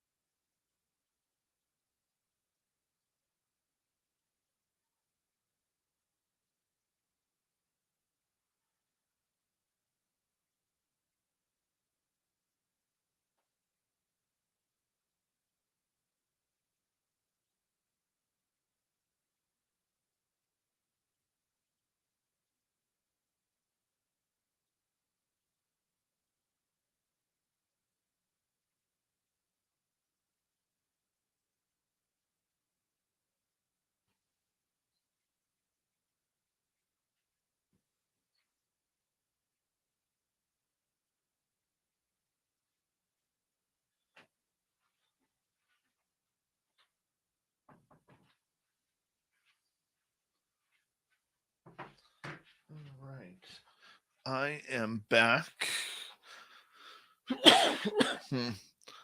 Hi, Von Patrick. How are you?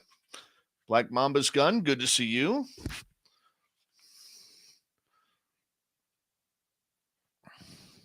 Good night, Kira. Have some fun training at 7 a.m. Call me after work, will you? If you don't mind. Fawn, I'm doing good. Don't like my Oilers start, but I'm doing good. Thank you for asking, buddy. Thank you also to Kira, Susie, and Gizmo for the super chats tonight. Very much appreciate it. And if you haven't already, do some shopping at spacedoutradio.com. We got great swag, people. We really do. It's not ugly. None of that ugly stuff. We got good stuff you're going to want to wear. So make sure you go check it on out. And here we go, everyone. Here comes hour number 3.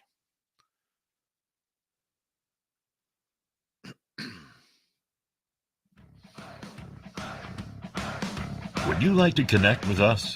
Head to spacedoutradio.com for all your latest show info.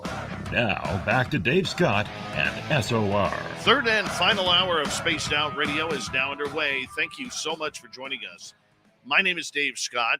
Very much appreciate earning your listening ears wherever you are on this beautiful planet we call Earth. Hello to everyone listening in on our terrestrial affiliates around North America, digitally on Odyssey Radio, TalkStream Live, and KPNL. All of our archives are free.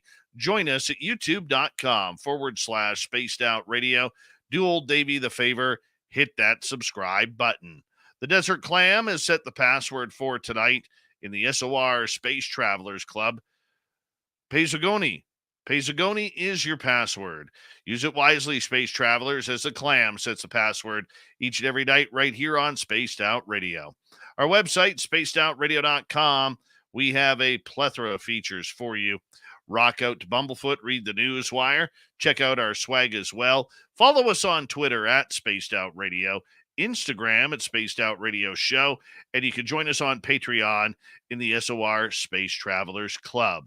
It is that time of night where we say hello to Steve Stockton from Among the Missing for another creepy story. Hello, friends. Welcome to Among the Missing YouTube channel on Spaced Out Radio. I'm Steve Stockton, and I'm about to take you on an unbelievable journey of people just like you. Their stories and encounters will haunt us on Among the Missing.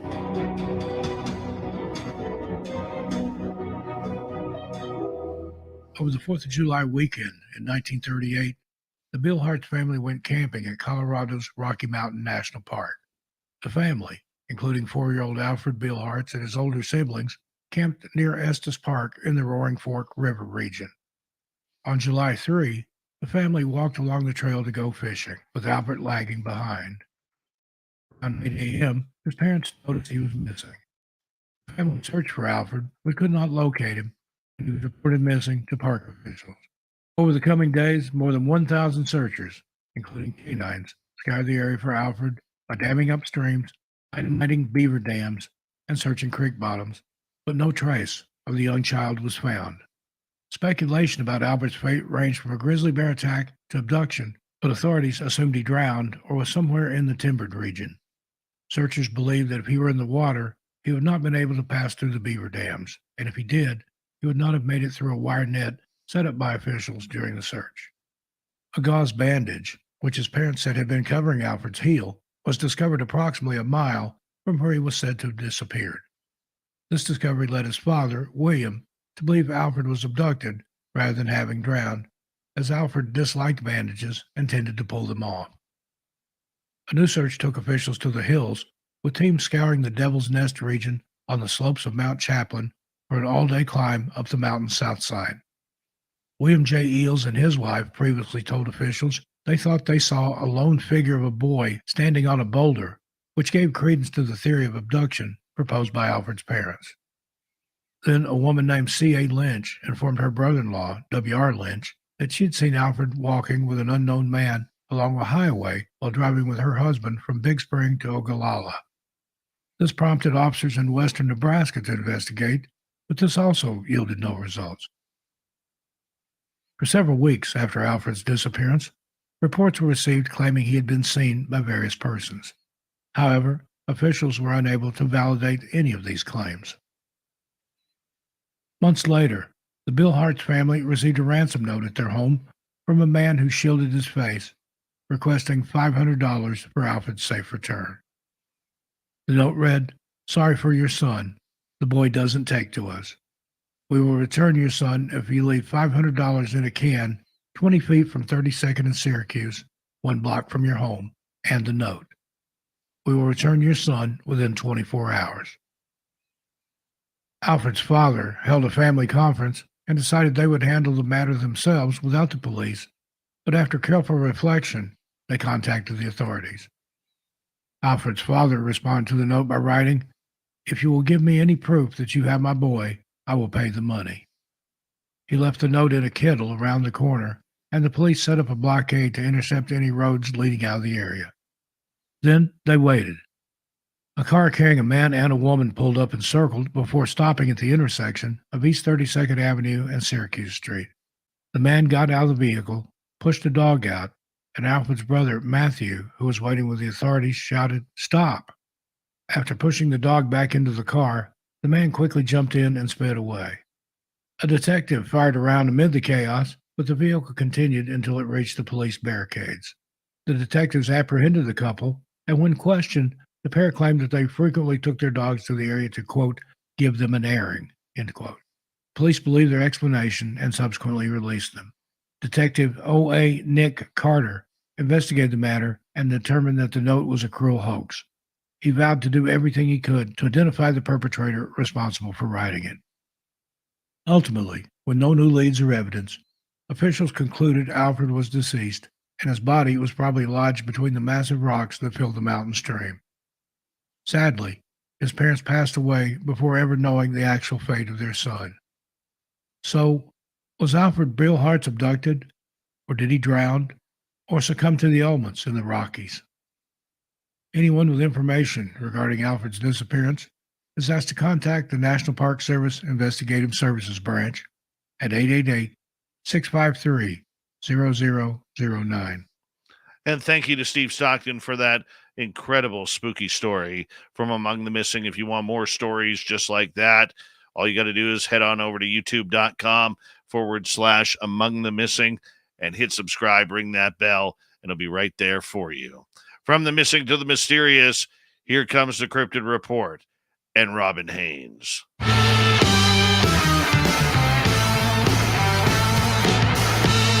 Nice.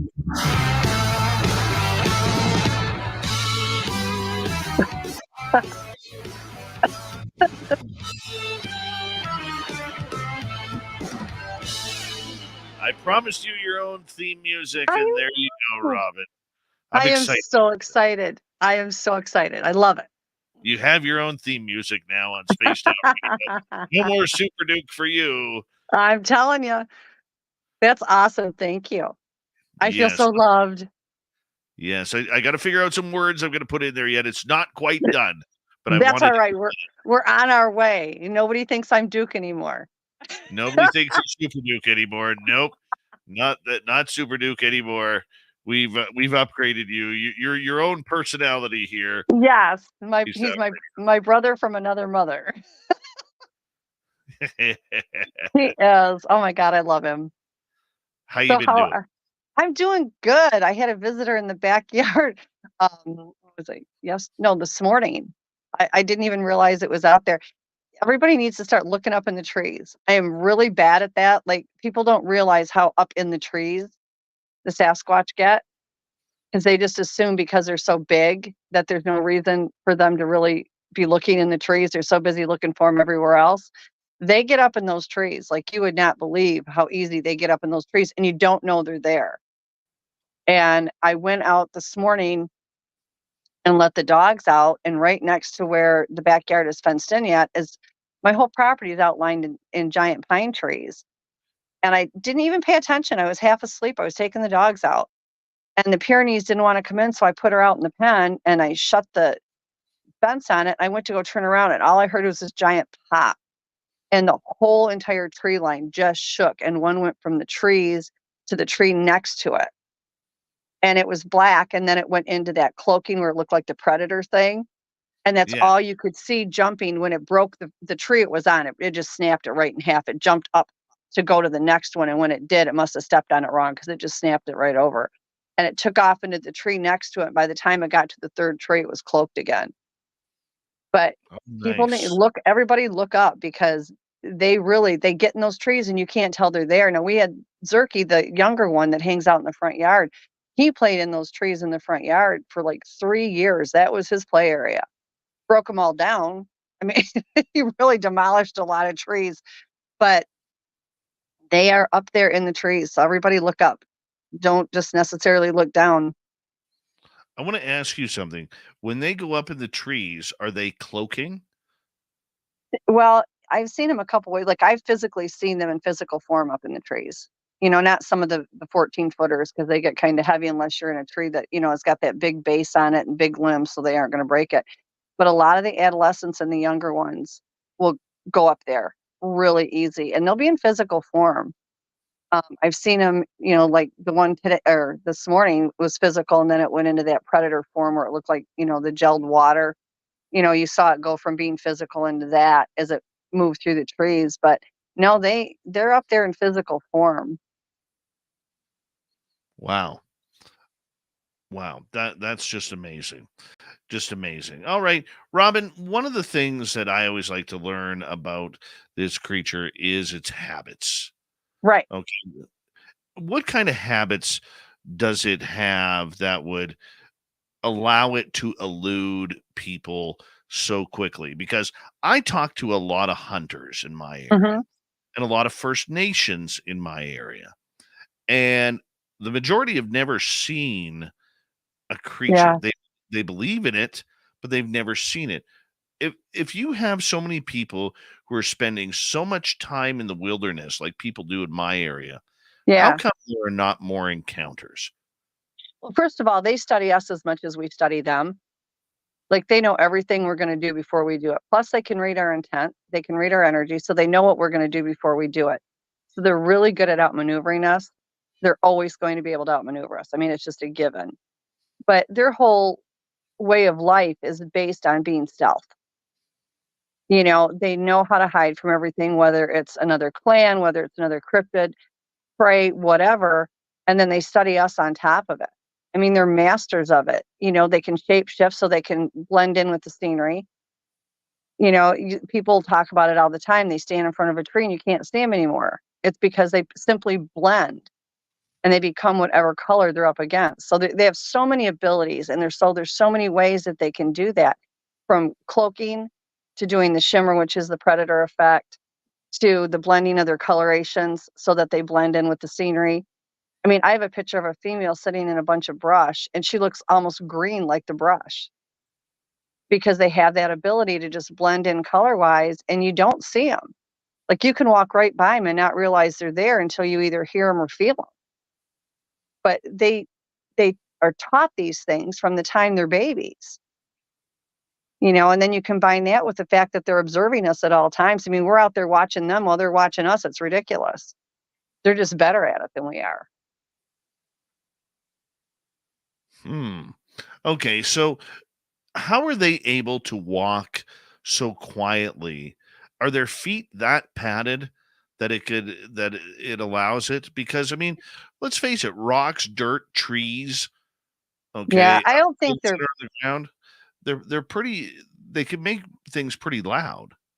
yeah, I don't think it's so much that they're padded. Their feet get really tough on the bottom because they're barefoot all the time. They cover rocks, they walk up and down the trees. Like, they go up in those trees and they'll take their feet and just climb right up the bark. I mean, they're barefoot, so it toughens that bottom layer on the bottom of the feet.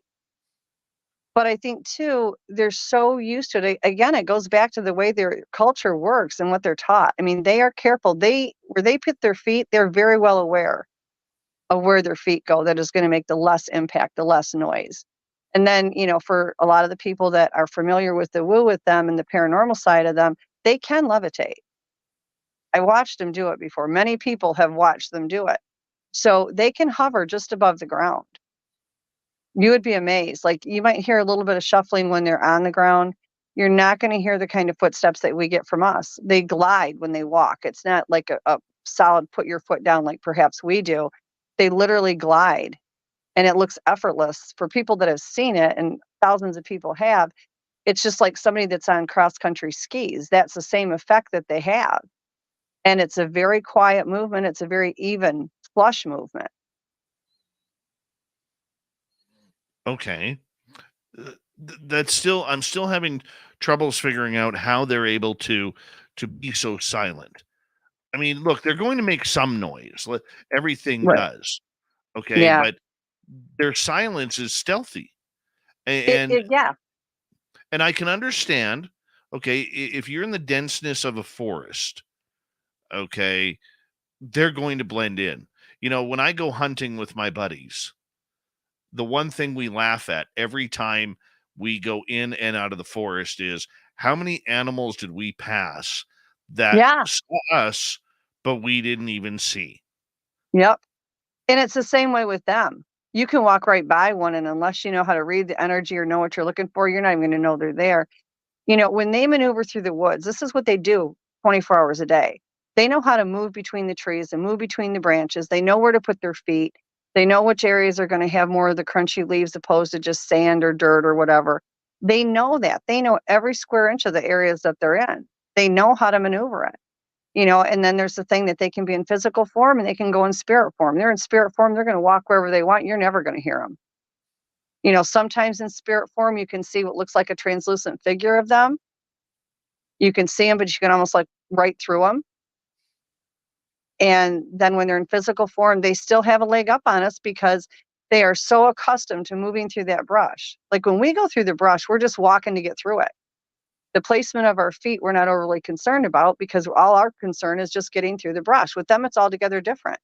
They've been through all that brush a million times. They know where it's going to be quieter to walk.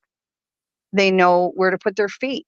They're experienced in it. This is what they do. This is what their culture is based on, is being stealth. Their survival depends on it. There's nobody that does it better than they do. Is Dogman the same way? Just as creative and adaptive? I think they are. I personally, my own opinion is the Sasquatch is a little bit quieter, but yeah, the Dogmen do too, but I don't think they're nearly as quiet as the Sasquatch are. Like these cryptids, when you go out in the woods, you're now in their home turf. And they can maneuver it like nobody's business. They know where to put their feet at. They know, you know, perhaps this area over here is a little bit more unstable. It's going to be crunchier, you know, walking on the leaves or the brush, where this side over here is going to be a little more sandy. When they used to walk around when I was in Michigan and they used to follow me around the woods every time I'd go out and walk, they knew where to put their feet. They knew what parts of the property were softer. Like they would come up where leaves were at, and I would literally watch them walk around the leaf pile and walk over in the sand and walk. Like they know what they're doing. They know it better than we'll ever know it. But their whole lives and cultures are dependent on them being stealth. That's how they're raised from the time they're babies. You know, if they can get into a tree and go from tree to tree to tree so that there's no crunching of leaves where they're walking, they're going to do it. We had a huge, huge tree at the back of our property. It was big. And you could see where they would grab the branches, and it fit perfectly where their hands would go and their feet would go. There were raw spots on the tree where it went right through the bark. And that was where they would grab it to pull themselves up. And they would literally go tree to tree. Like I said, this one over here this morning, I had no idea it was up in the tree. All I was trying to do is let the dogs out, and the Pyrenees wanted to stay out. So I put her out in the pen. Thought, okay, fine. She likes it cold, and it's cold here. She could go out and play. And when I got close enough to the pen, it must have startled it because it just jumped from one branch to another, broke the whole branch down. It was a good sized branch. I mean, it was probably, you know, about half the size of around as a tire. So it wasn't like it was a thin little branch, and it broke that thing to the ground. I saw it right as it leaped onto the tree next to it. And then it went to the tree from there and on down. You know, I never knew it was there. It was quiet as a little mouse. She didn't know I have any idea it was there until, you know, it went to go jump and that branch gave way under it. Wow. Wow. But I Do was we only probably 20 feet, not even 20 feet from it. Unbelievable. Do we know if Sasquatch ever stops growing? I know that's a hypothetical question, considering we Yeah. don't have a body, we don't have the DNA to test, Yeah. but It's only can you give me speculation. I yeah, mean, I give me think a it's only speculation. I think that they grow consistently. When they're younger, they grow at a faster rate. I think they peak and then it slows down. That would be my assumption. Do I have anything to back that up on? Absolutely not. We see some that get 15, 16 feet tall, some get bigger than that. I don't think they stop growing. I think that the rate of growth decreases as they get older. And I think that's what slows it down a little bit, because the most growth is generally, as they're younger. And they grow very quickly then. But I think the older they get, it slows down that growth rate. And a lot of it depends on, the area that they're in, how much food they have access to. I mean, there's a lot of components that would add to that. But in my opinion, for whatever that's worth, and it's only an opinion because there's no way to prove it, as they get older, it slows down that growth rate. And just like us, we grow to, a certain age and then we start kind of shrinking a little bit. I don't think they ever shrink down like we do, but I do think that it predominantly slows down that growth. right. I could totally understand that, as it does with almost every other species out there. Yeah. What have you learned from interacting with them? This is a question from UFO Witness. For me, I think the biggest thing for me was just to realize how human they actually are. I mean, the paranormal abilities really didn't shock me because I grew up around them, so I was used to them. So that wasn't the big shocker to me. A few of them were, but most of them were not. For me, it was, when I was a kid and I encountered them, it was, oh, look there's another animal in the woods. It's all covered with hair, and you just automatically assume it's an animal. And then as I got older, it was, oh, they have speech. They have a written language. Their culture is their own culture, but it's still run like a human would run like a culture. So that was the biggest shock for me when I had that come to Jesus moment where, I transitioned from, oh my gosh, this just isn't an animal any more than we are, to this is actually a type of people. And that was my biggest shock. The abilities didn't floor me as much as they probably should have, because from the time I was little, I experienced them doing them and using them. Now and then it would be kind of like, oh, wow, they can do that too. All right, that's cool. But it didn't really shock me as much as the whole human aspect. That was the part that really floored me. Robin, we have about a minute and 30 to go with you here. And this segment just goes by way too quick, but I know that where you are in the dead of night, you're wanting to get to bed here very, very soon. So do me a They stay favor. up for you. I Sure. know you do, and I appreciate the fact that you stay up for us and our audience. It is gold, Oh, I love you guys. Jerry. It is gold. Tell everybody how they could get a hold of you. Well, I have a website now, where I have various services if anybody's interested. And it's called paranormal-empowerment.com. And you are welcome to find me there. You can, if there's nothing on there that is what you're looking for, you can also fill out a contact form. And if it's something I can help you with, I do. If you just want to chat with me, you can find me on Facebook under Robin Haynes, Haynes, or email me at RLYNNE and then a period, FORESTPEOPLE@gmail.com. We love it, and I got to update you on something. What? We wrapped up our ghost tours at the museum Wonderful. Halloween night, and since August, we raised over $10,000 for the Fantastic. yes. I'm very Congratulations. I'm very And happy about that. and don't anybody forget Dave Scott will be with us at the Nebraska Bigfoot Conference on April 26th and 27th. We're thrilled to have him. Can't wait. Thank you, Robin. We'll talk to you next week. Bye, everybody. Coming up next, Kirkpatrick versus Grush. Get off my lawn. Let's talk some UFOs on the Dave 101 next.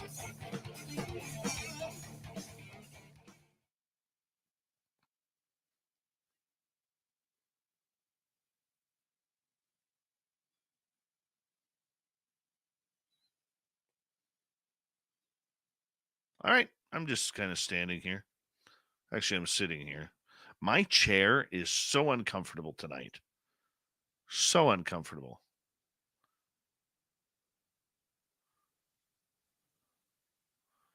I don't know what it is. So uncomfortable.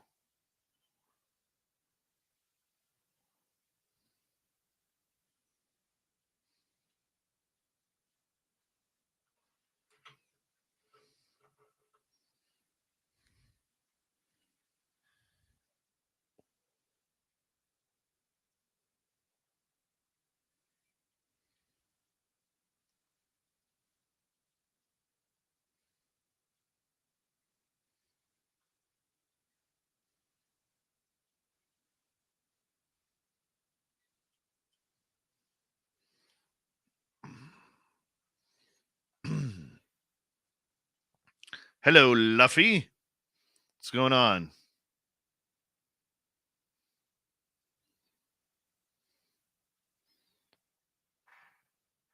I had a lower back treatment right before the couple hours before showtime, and now usually what I do is, "Hey, Blue Lightning, how you doing?" Usually what I do when I have a treatment is I immediately go into a bathtub with Epsom salts because it loosens everything up.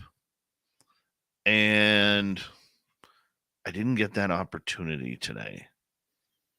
And so I can feel from sitting in this chair for the last couple hours that it's kind of like everything's like moving, and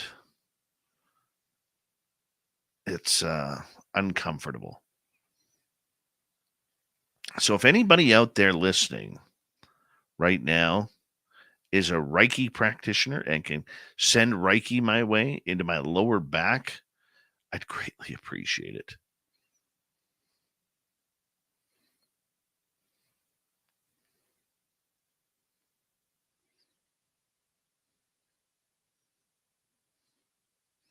Greatly appreciate it. No, this is a Serta Sealy chair that I'm in, and usually it is extremely comfortable. Just today it's not. Snot, I tell you, it's snot.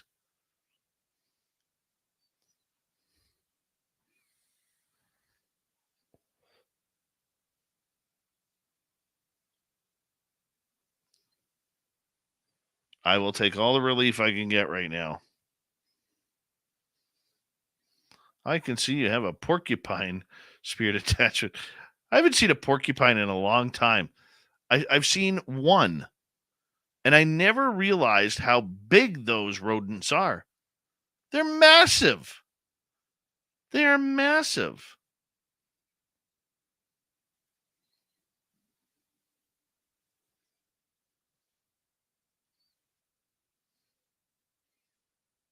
And believe it or not, Blue Lightning, where we go look for Sasquatch, there are porcupines out there.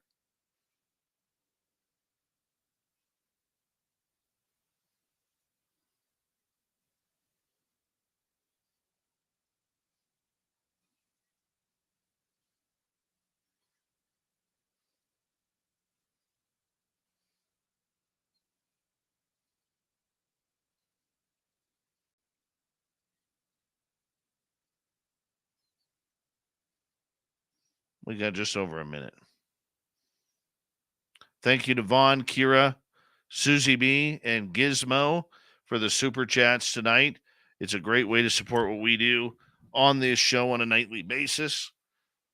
So thank you so much. Thank you to all our new subscribers. We're like 36 away from 24,000. Hello, sweet Tony D. How are you? I appreciate the Reiki, my friend. Don't forget, you can shop at our store, spacedoutradio.com. We do not have ugly swag, people. No ugly swag.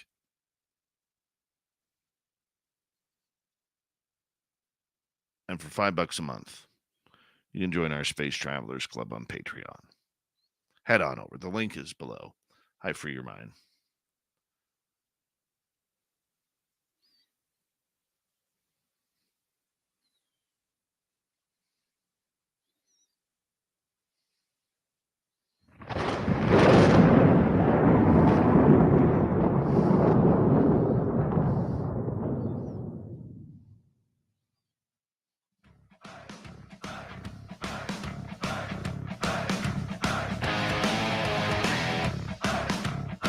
Here we go with the final half hour of Spaced Out Radio tonight. Good to have you with us.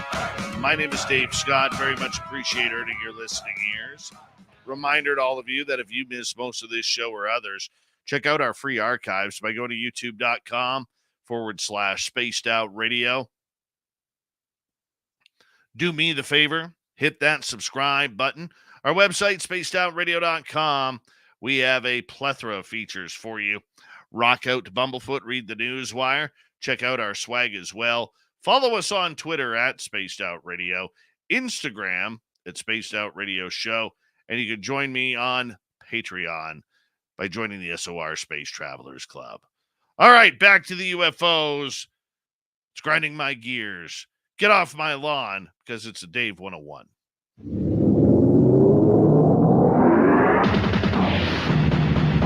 It's time for Dave 101.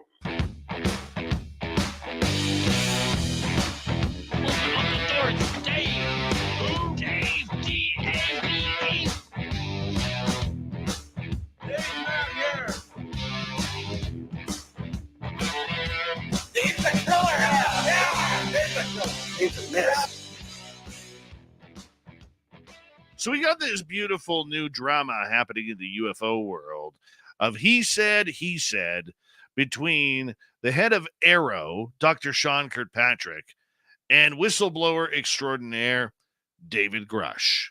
Now, you can dig your feet in the sand and choose sides if you want. But is there something more to this that we are not getting besides a petty argument between two popular figures in a tinfoil hat argument? Let's think about this. So, where does the drama start this time? Well, on a non-taped podcast, meeting, whatever you want to call it, get together, that's videotaped, not audio taped.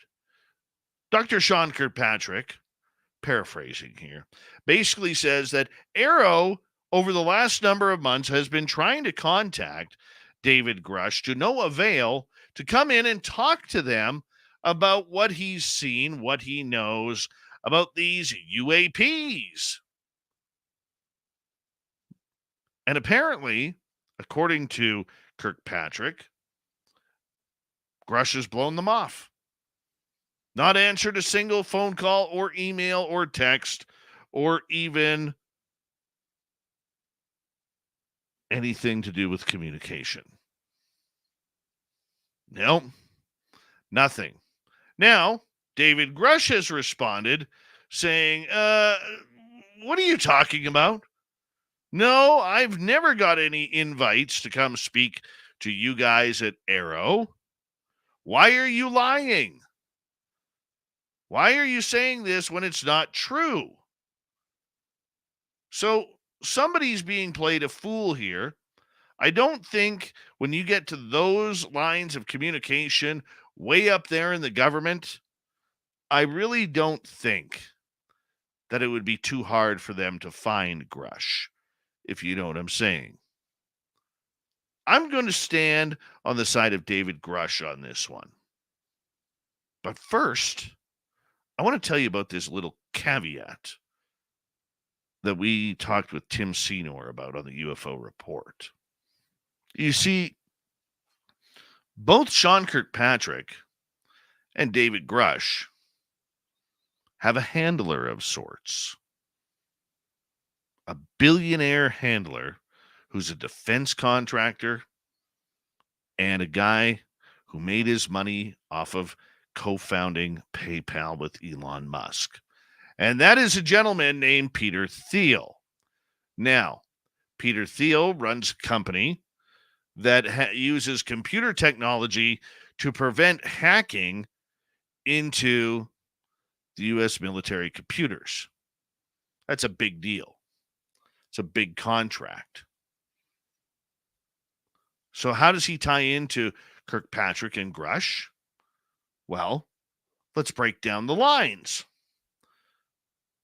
One of Peter Thiel's business partners is a guy named Jesse Michaels, who happens to have a YouTube channel, happens to be the first one to interview David Grush on his YouTube channel after Ross Coulthart.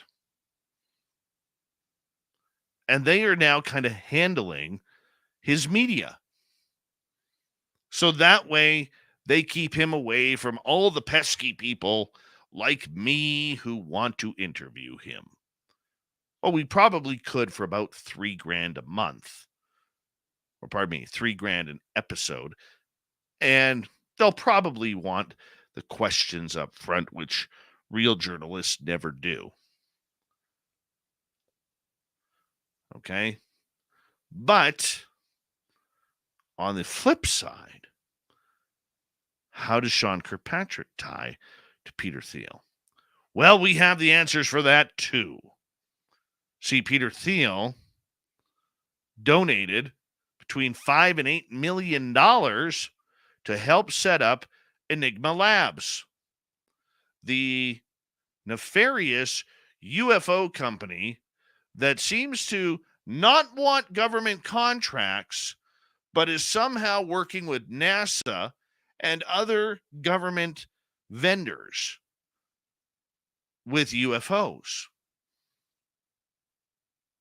Huh? Exactly what I just said.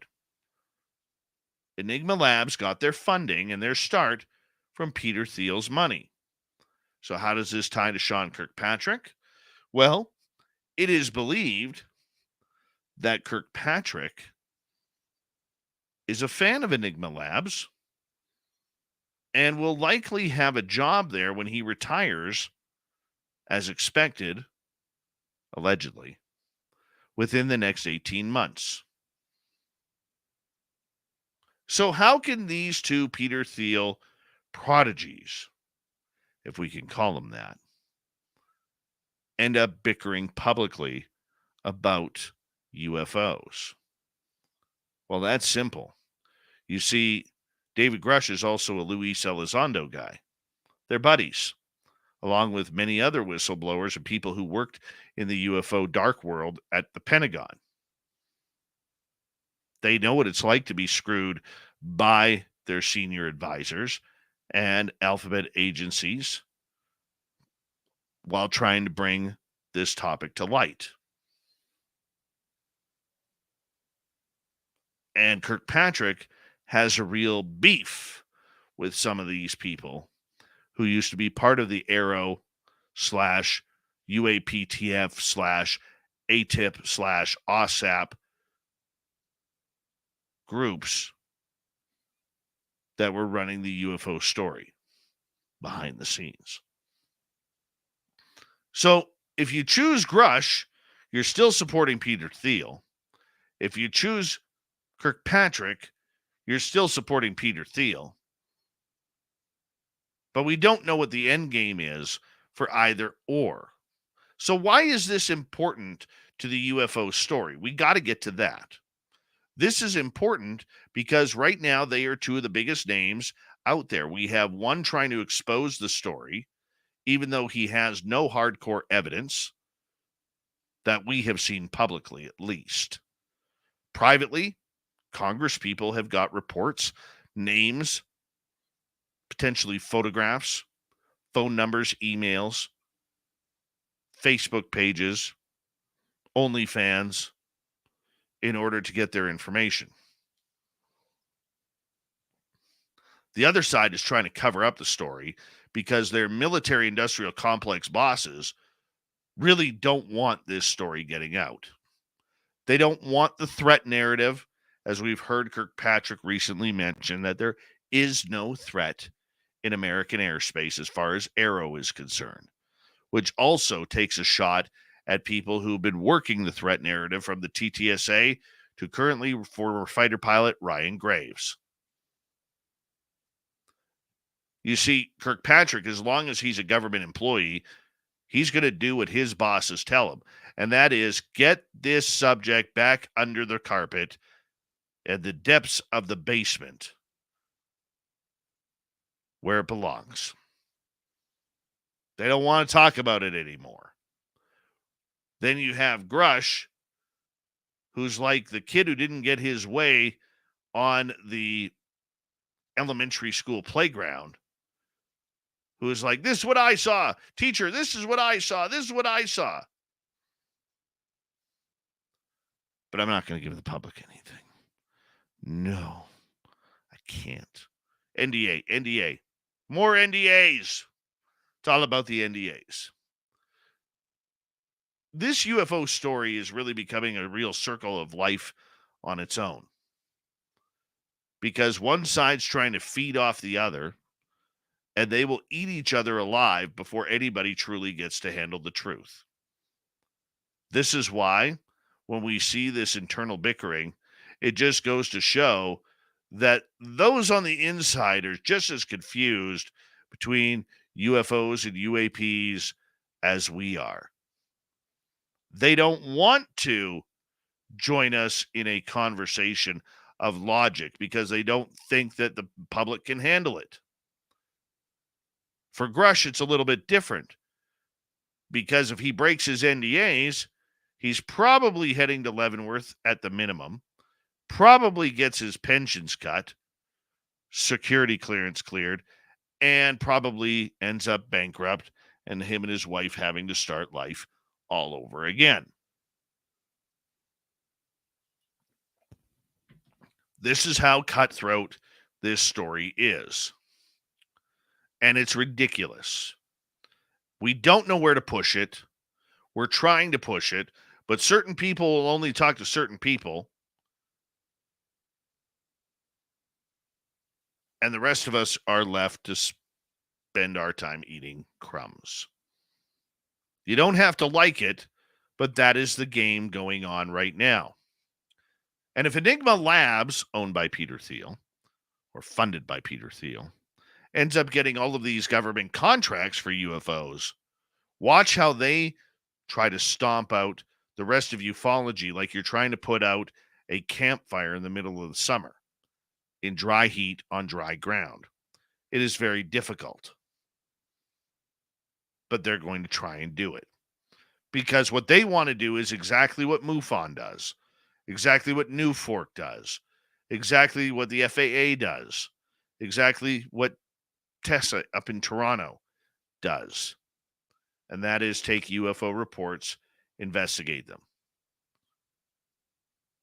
and then hold on to the evidence without telling a soul. You see, Enigma Labs doesn't want to tell you what they find. They will make you pay for what they find, but they don't want to tell you. How else does a fledgling company all of a sudden get invited to NASA meetings regarding the subject, or get to talk directly with Arrowhead Sean Kirkpatrick anytime they want?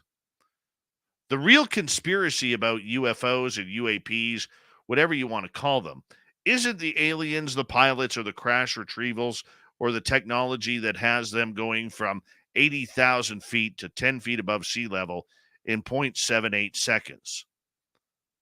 That's not it. The real conspiracy behind this is those who are trying to cover up, and they will eat their own to do it. That is what we are seeing played out in public. It's probably why more whistleblowers haven't come out in defense of David Grush publicly, in front of the media, in front of the cameras, and in front of the microphones.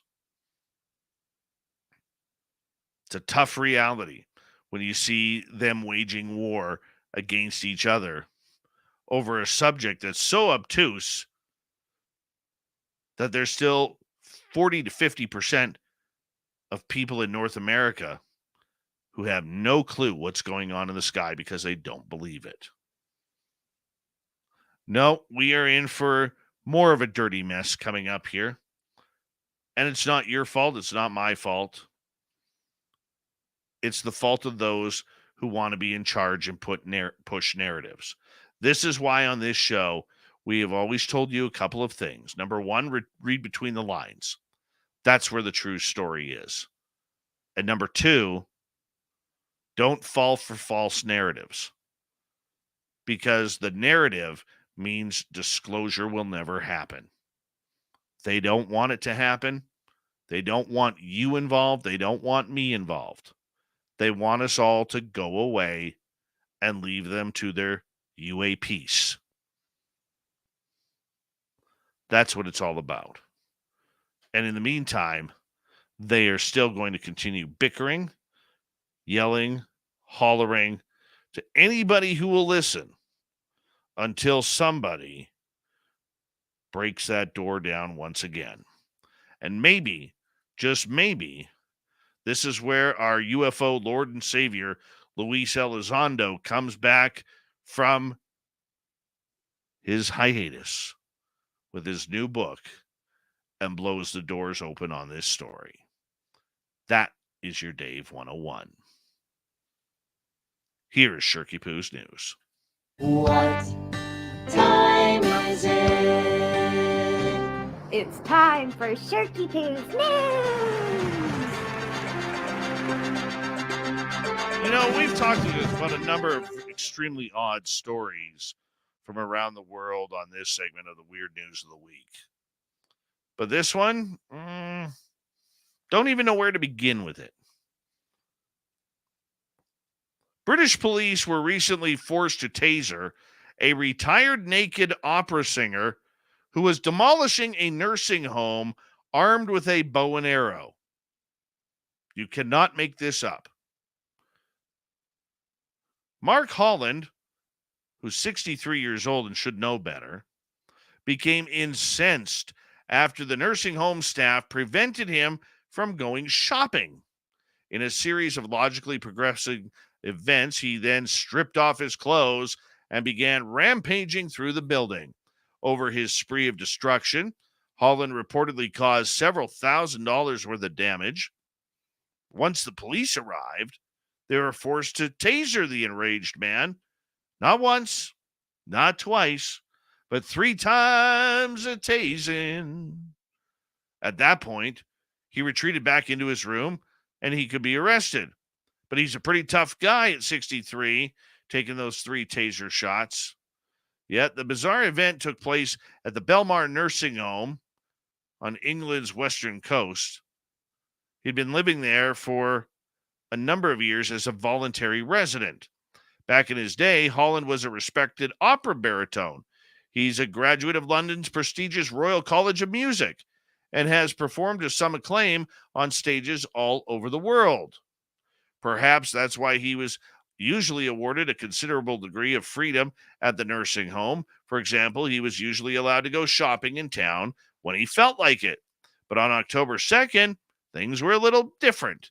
It appears that another one of Holland's freedoms, including indulging in alcoholic beverages, was about to come to an end. Blackpool Magistrates Court heard in testimony that on the day staff at Belmar heard his request to go shopping, they were concerned that the man had been drinking too much, and they didn't want Holland getting out there. So, of course, he ripped off his clothes, started running buck naked, somehow got a hold of a bow and arrow with metal tips on the end of the arrows. Nope. The staff knew Holland kept a bow and arrow in his room and had often messed around with it with another dude. This time, however, he wasn't playing around. There was threats to the staff, and they promptly decided to evacuate the building. He was arrested. Okay. Eventually, he was arrested. At the court hearing, Holland's defense said the man had recently lost his mother and had been depressed and is now in prison custody, and he and his family feel he is getting the care he needs.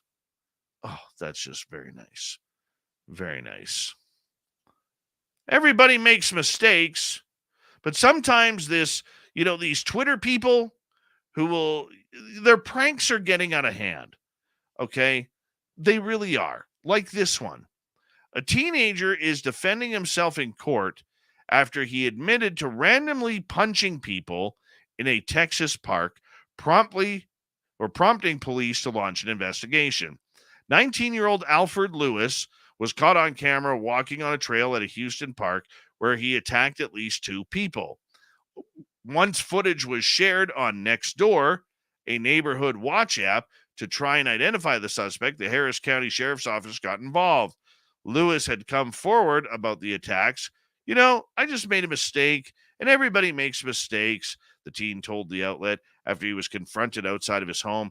Lewis confessed he did it for likes and views for his TikTok and YouTube channels. I really didn't expect it to go so left, after he threw a number of rights. It's unclear if any of the victims are going to press charges against the 19-year-old. It's quite a nice neighborhood, so I'm a little surprised that someone's brazen to come up and hit somebody without warning or without reason, one unnamed resident stated. However, Lewis claimed the viral video only shows the bad part of his actions, not what took place after the sucker punches. Well, of course, because after a sucker punch, and I'm sorry, just makes it all worth it, doesn't it? Slow and steady wins the race, they say. An African sulcata tortoise that slowly ran away from its Florida home 3.5 years ago and didn't make it too far at that time. Sheriff's deputies managed to capture the on-the-lam reptile that had traveled about 8 kilometers from home. He's definitely someone's tortoise, as he likes people and head pats, said the sheriff's office. They're trying to find its owner. If you got a tortoise, you live in Florida, maybe it's yours. Who knows? That is your news for the night. Thank you to Chris Holm and Robin Haynes for coming on the show, making this a real good night of entertainment. We very much appreciate it. We got Mr. Ron Bumblefoot Thal rocking in the background with Little Brother is Watching. Bumblefoot is the official music of Spaced Out Radio, rocking us in and out of every single show. Get your horns up for the guitar god himself.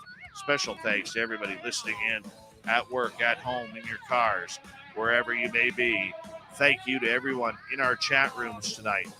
YouTube, Twitch, LGAP, Facebook, Spreaker, LinkedIn, Space Travelers Club, and on Twitter or X at #Spaced Out Radio. I know you're out there somewhere. Remember, this show is copyright by Spaced Out Radio and SOR Media Ventures Limited. Thank you so much for choosing to share your evening with us, because together, my friends, We're watching. we own the night. Mr. Bumblefoot, we need a favor. We need you to take us home. I know you're out there somewhere watching me. Yes, the Woo train has docked for the night. But soon, my friends, we shall ride again. Your seats are always available. Your tickets never expire. And if you want to bring a friend, we've got room for them too. Good night.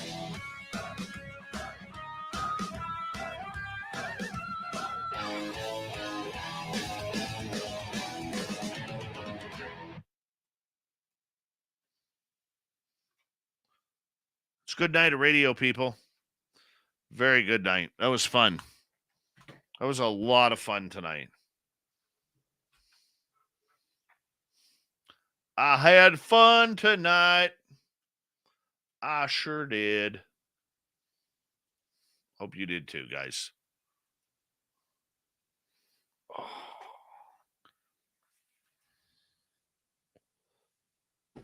Thank you, June 2074. In the year 2074. CS, how are you? Thank you for coming on in, my dear. Thank you, Simon. The likable. What am I trying to do here? 1 second here, guys. I got to try and download this. Or upload. Upload or download? Download.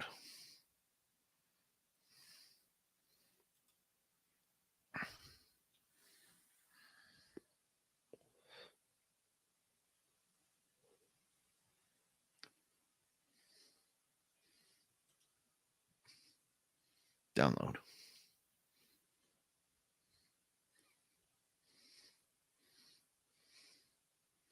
All right, there we go. Give me 2 seconds here.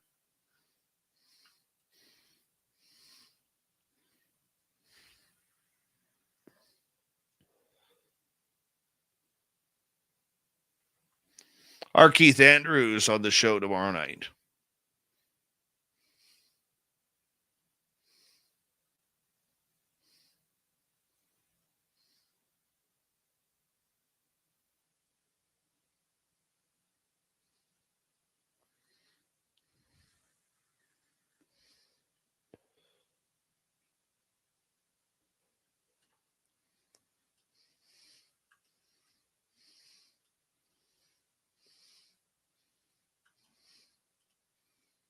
Who's got questions for Dave?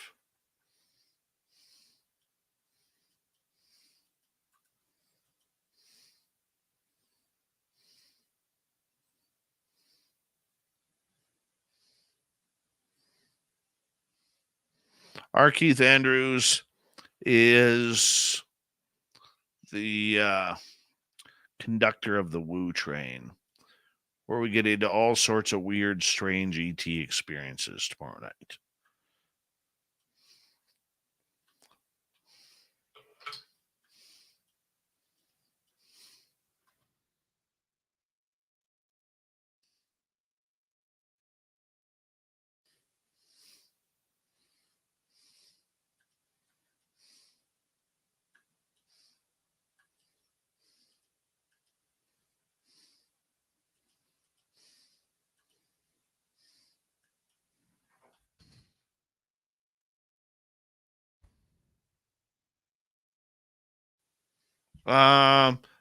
We haven't heard back from Danica Patrick's team.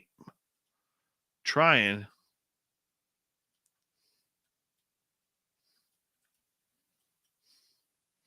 Oh, sweet Robbie G. How are you? Breakfast for dinner. What's your thoughts? Come on, man. You're better than that. And I know you're laughing right now, you prick. I know you are. Trying to stir me up like that. Vicious. Vicious human being that sweet Robbie G is.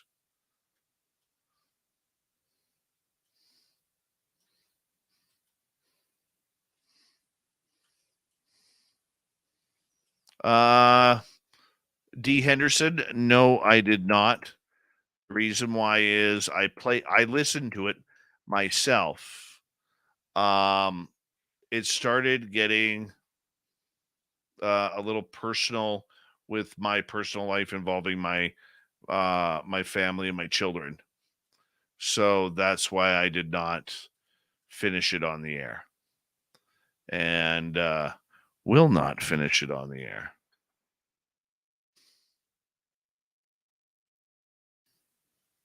Nice. You got your shirts, Human Carl.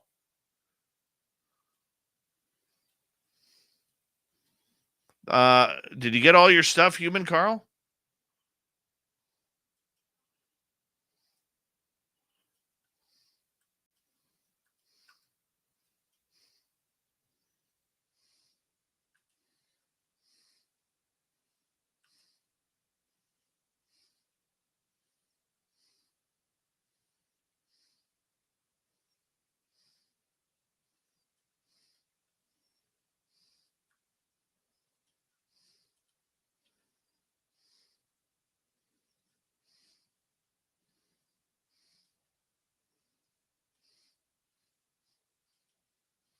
See, with Human Carl, he was scheduled to be at our Vegas fan party last year or earlier this year, but due to health reasons, he couldn't make it, and he had paid for his ticket. So, Human Carl, I'm still holding that ticket for you for this year if you wanted to come, but I wanted to make sure that Human Carl got some swag from us for not being able to make it because of his health. So I wanted to make sure he was taken care of.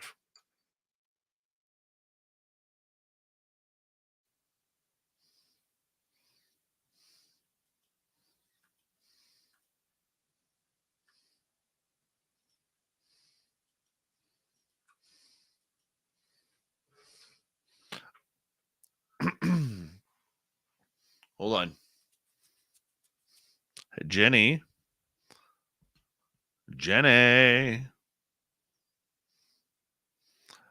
Happy birthday to you.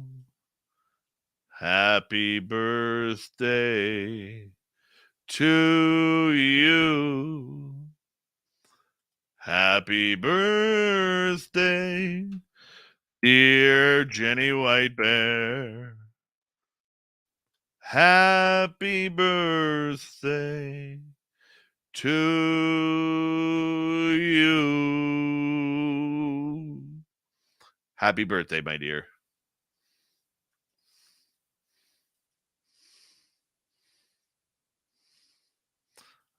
Stephen Colbert. Do you even believe in this stuff? I'm not left wing enough for Stephen Colbert.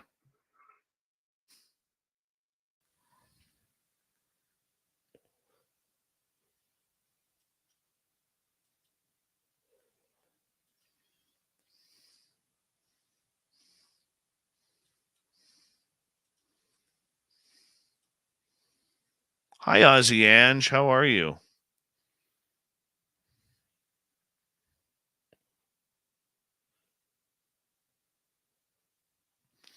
June 2074 over on Twitch. The majority of our people are on our YouTube chat. So if you wanted to join us over here and hang out with a bunch of people too, you're more than welcome. Because I know there's not a lot of viewership action over on Twitch. And frankly, I don't really understand how Twitch works. I have the voice of a lounge singer there, sweet Robbie G. And you're way too new to be insulting me. You jerk. Breakfast for dinner, and now a salty voice for Jenny White Bear. You are mean tonight. Mr. Mean, Mr. Mean. You're not Mr. Clean. You're Mr. Mean.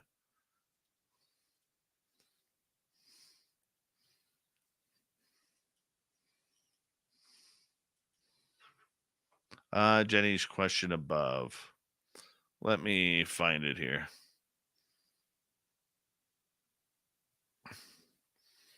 I will ask him tomorrow night. Remind me, Jenny. That's actually a good question. Remind me of that tomorrow night, and I will ask Keith that.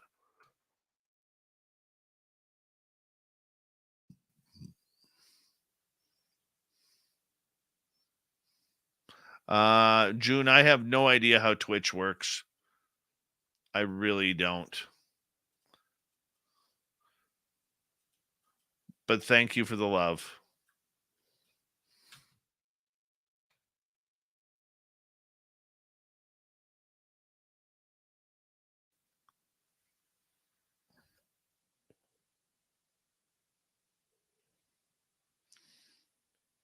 Yeah, that's exactly right, Paramarv. Sweet Robbie G will sneak right in there and kick you right in the shins. That's the kind of guy he is.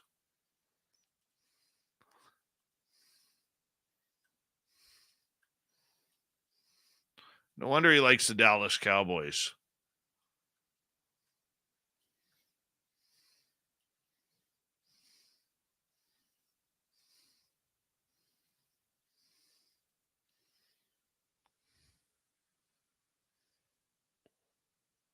Good night, luscious jewels. Luscious, luscious jewels. Where are you? Got some work to do now.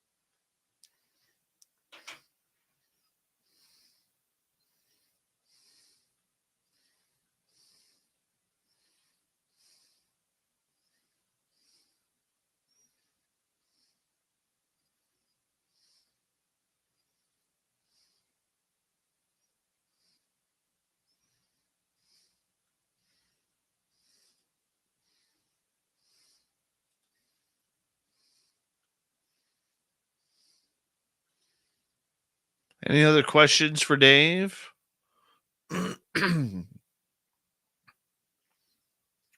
All right. Thank you tonight to Vaughn and Major Lee. And thank you, Major Lee, for joining the Space Travelers Club. Thank you, Kira, Susie, and Gizmo. Very much appreciate the love and support on the Super Chat tonight. Hi, Wallet Moth.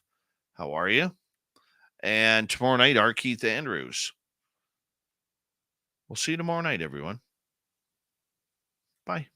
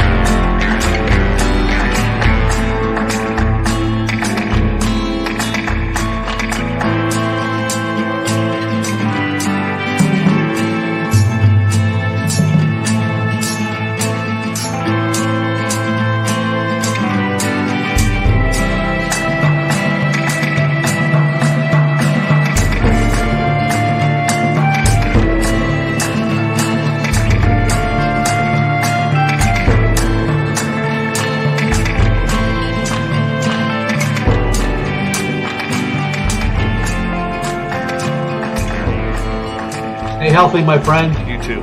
You need bail money, give me a call. Always, Dad. Take care. You too.